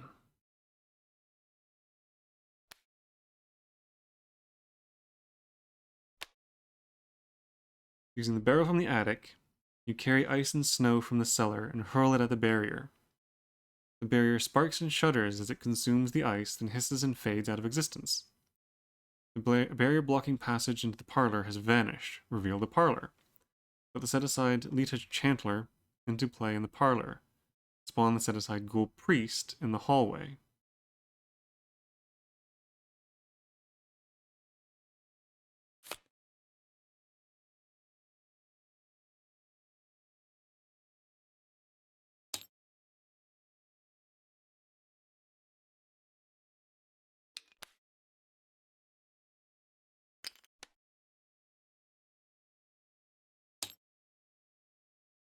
When the Ghoul Priest spawns, it has to spawn on a person, right?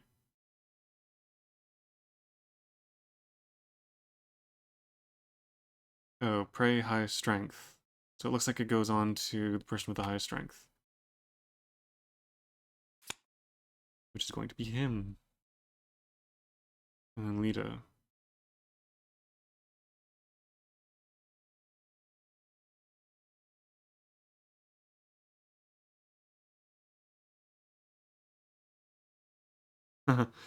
So in the parlor, you can run out the front door.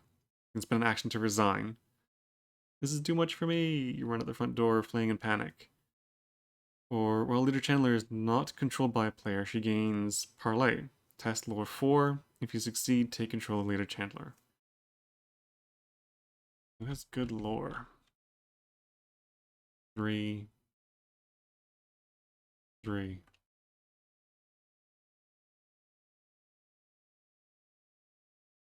While you control Leader Chandler, each investigator at your location gains +1 strength.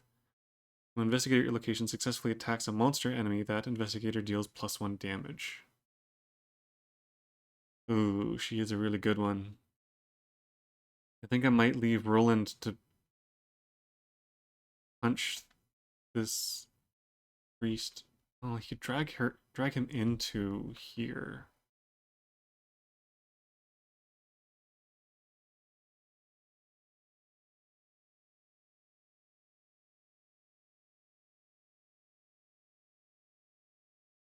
Well, okay. Unfortunately, I do have to do a Mythos turn, so that sucks. But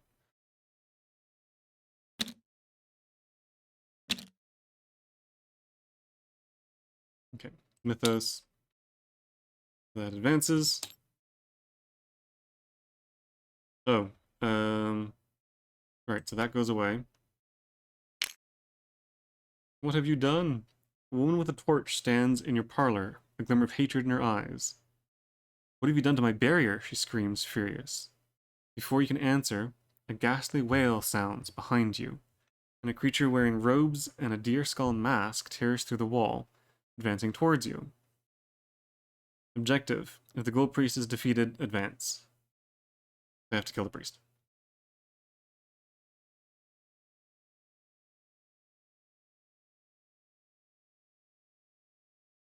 Okay. Um.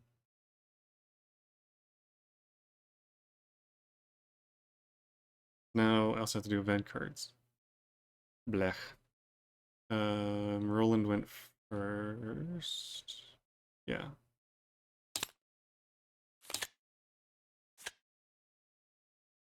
Ancient Evils. Place a Doom token on the current agenda.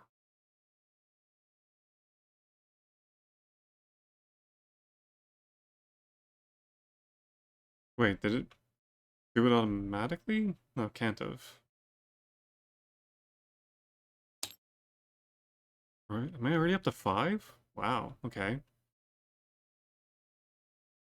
So I basically had 2 turns to kill this ghoul? That can't be right. 2 Ancient Evils. In 3 turns?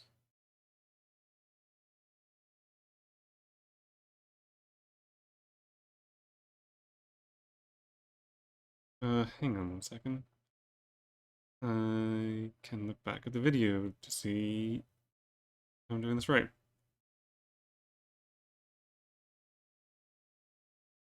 Um,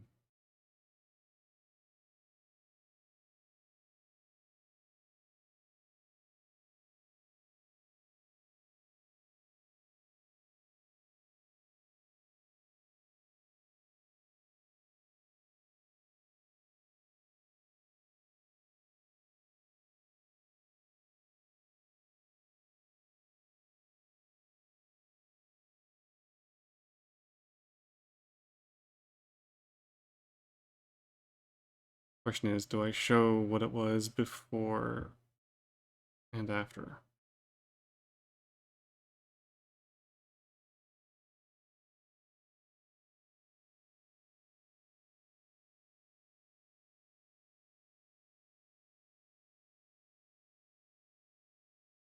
Yeah, it was on 4.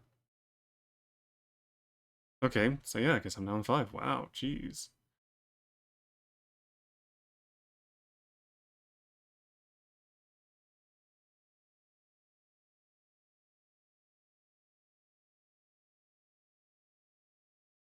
Okay, that sucks.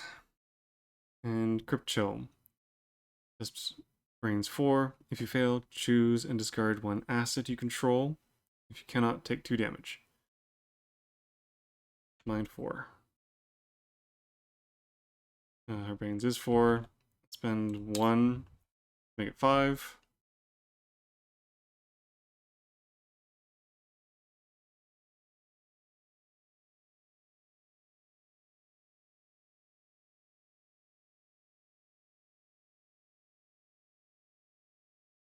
Yeah, I'll go with 5.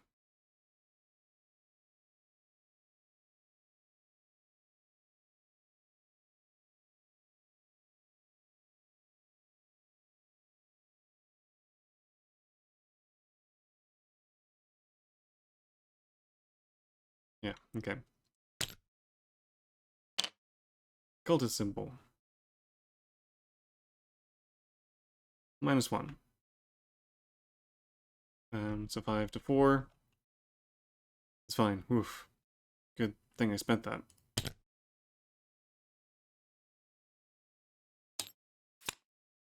Okay.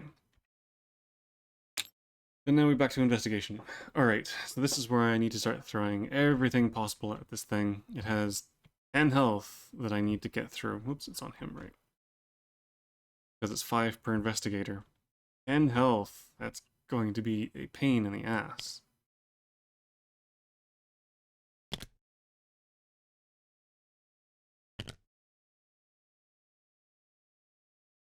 Okay, so there are some things I can do. Like, I will spend 1 action to super shank it with the knife.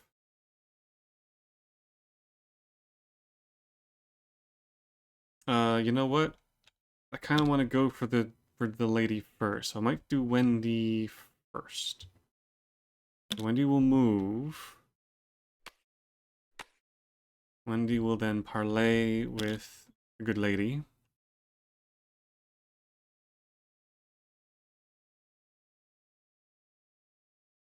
That's lore of 4.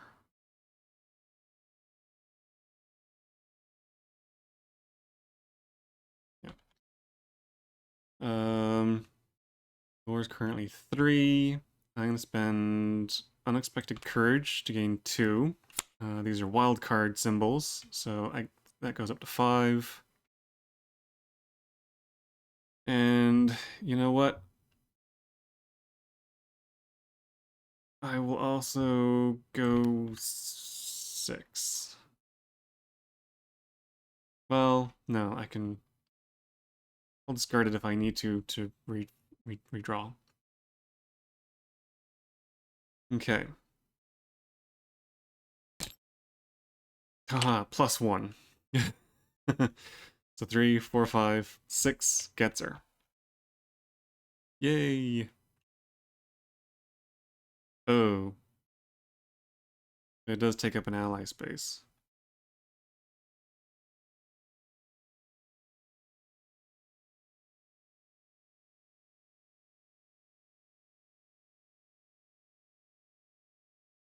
Yeah, he's probably still better. Okay, so here's a question. Do I lose one that I've already spent? Or do I lose one that I haven't used yet? It just says I get 1 extra action during my turn. So if I use the extra one, that's one of the ones I normally get. That means I still have 2 actions left, right? Not that I really need it. I don't think I'm actually going to be trying to fight the ghoul with her.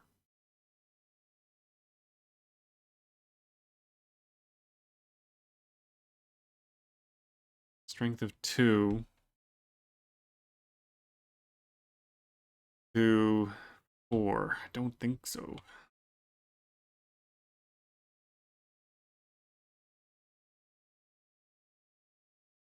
fact, she's really not going to be that much help in this fight.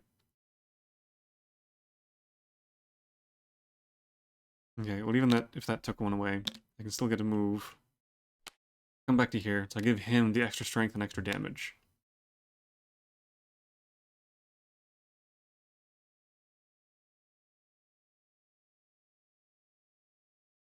Okay.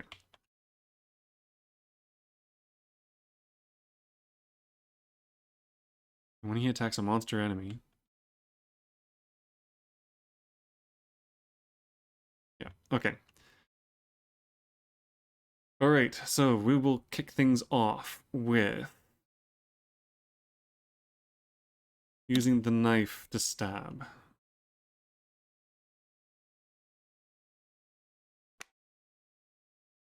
Super stab. So that is +2, +3, +4. Is 8. 8 to his 4.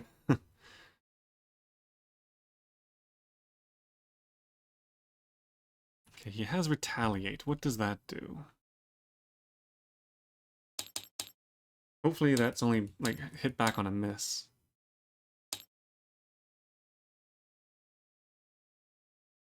Each time an investigator fails a skill test while attacking a ready enemy with the retaliate keyword, enemy performs an attack against the attacking character. Right, so only if it misses. I'm getting an 8 to its 4. 7 to 4 still hits. So that is 1, 2, 3 damage.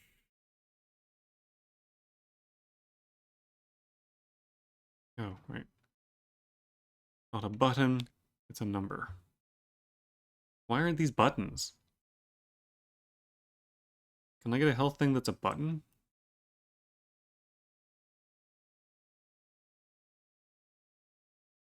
Like, that's a button. Why isn't that? Weird. Anyway. Alright, so that was one action. Action number 2 is going to be my 38 special.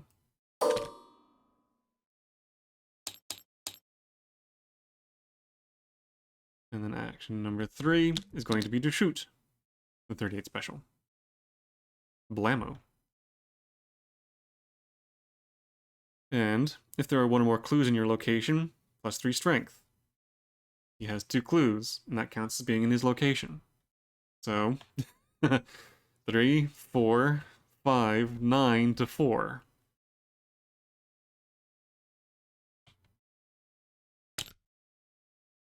Even with the -2, that is still 7 to 4. That hits.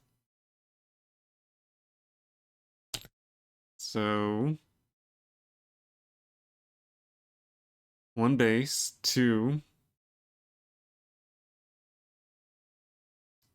3.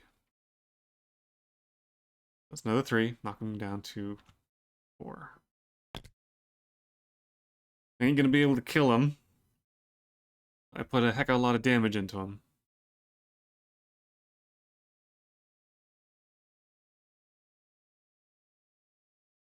In fact, I could probably just discard this guy to do another point of damage. But I don't think I'm going to need to.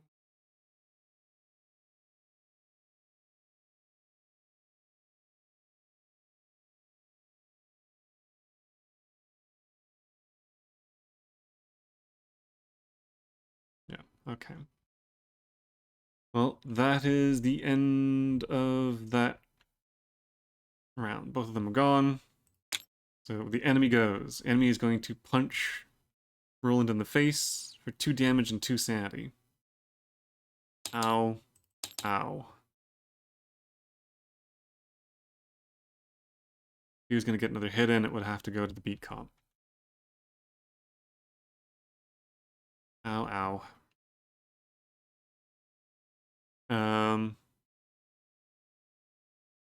Upkeep.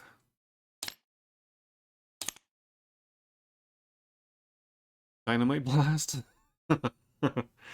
Choose either your location or a connecting location. Deal 3 damage to each enemy and to each investigator at the chosen location. I,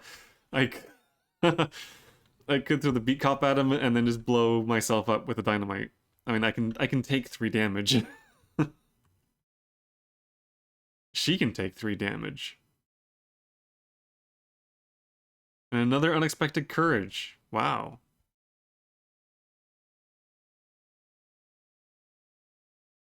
She has 2? Okay. Alright. Mythos. This one ticks up. Ooh, skin of the teeth. And then she went first. More enemies. Oh, she gets more rats. And he gets a ghoul minion. Neither of them are worth victory points, so they're not worth bothering with. Okay. Let's finish this guy off.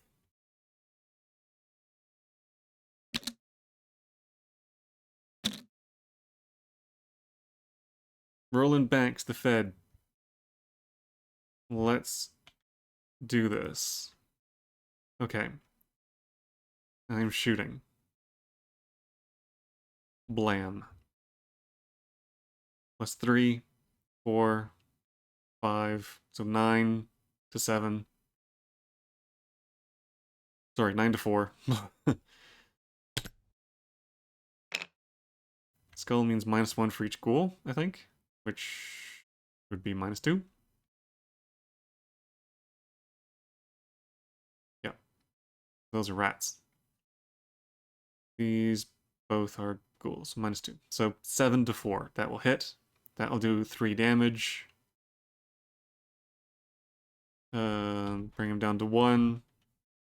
And you know what? Beat Cop, you can have the win.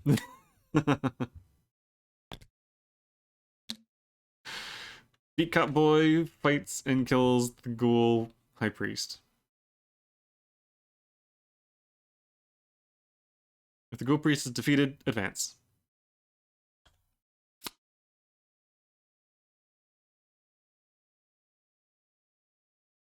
When the road creature falls, the fiendish swarm burrows back into the ground, and the chaos of the house quiets.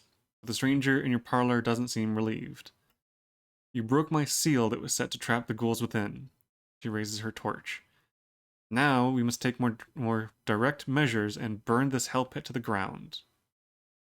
Lead investigator must decide. It was never much of a home, burn it down. Or this hell pit is my home. No way are we burning it. I say burn it. We kind of trashed it. It's been ripped apart by ghouls. There's a icy cavern in the basement. Burn it. Go to R1.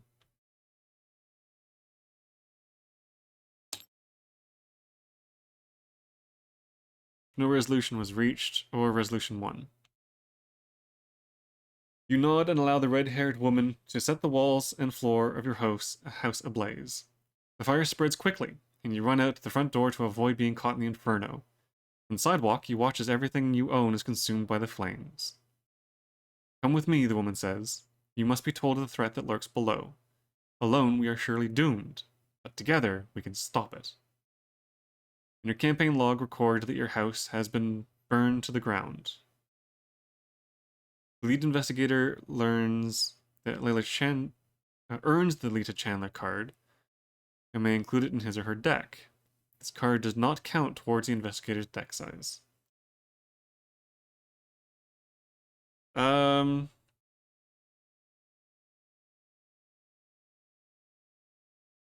Wendy already has a pretty good ally. I mean, the beat cop is good, but not as good as Lita. Wow. Lita's only good against monsters. Well, no, it's +1 strength, so it's the same, and it's free. She's free. So I think, since it was Roland's house, Roland is going to earn Lita. Okay, so in the campaign log recorded that your house was burned.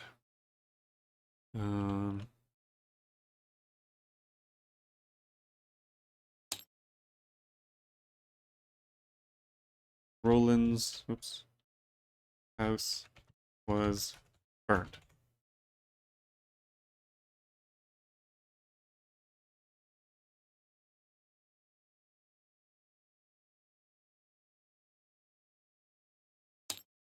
Okay.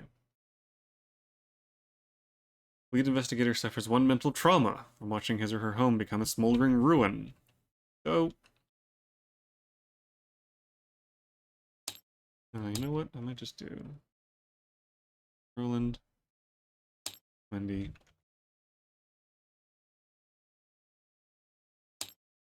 Roland gets one mental trauma. Earned story assets and weaknesses. She's not an asset, right? No, she is. Okay, so Leader Chantler is an asset. Lita.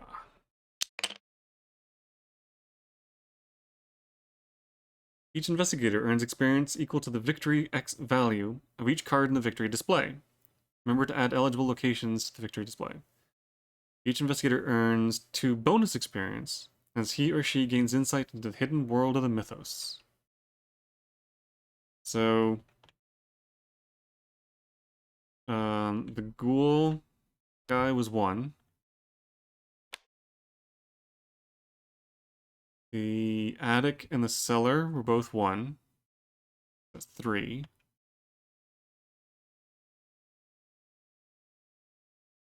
And this guy's 2.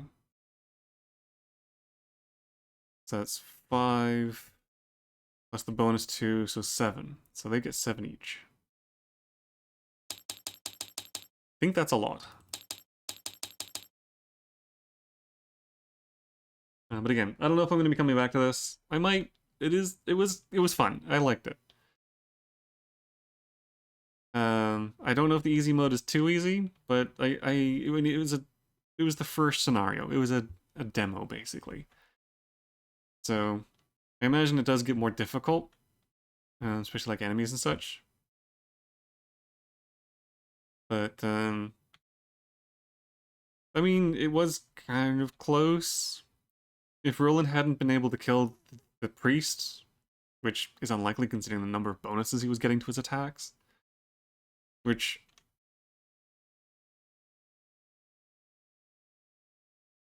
these stack, right? I know in some games you only get the highest value, but they stack, right? Even still, I think I still would have won. Because he was getting a strength of 4, 5, 6, 7 to 4. And I never got more than a -2. So he still would have beaten him. But I might need to check to see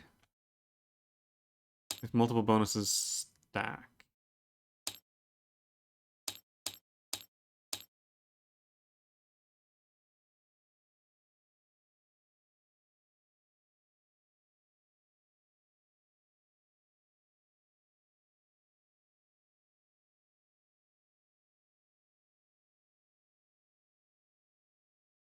Yeah, don't pay a card's resource cost when committing it as a skill. So I got that right at least.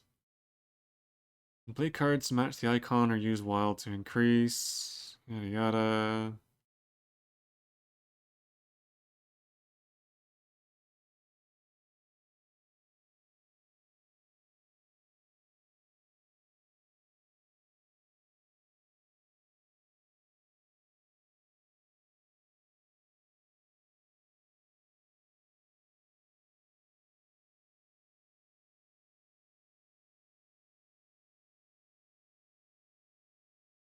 Hmm.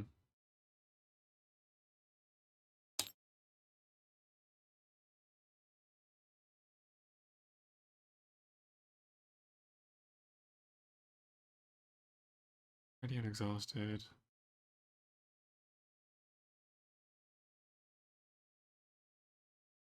I don't know. I will have to look into it.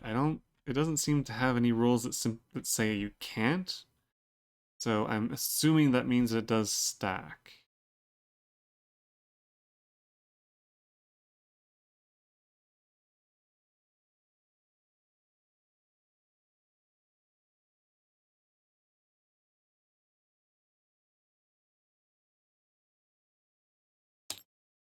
Skills. Plots.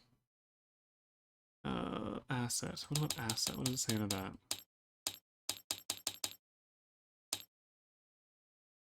Asset cards.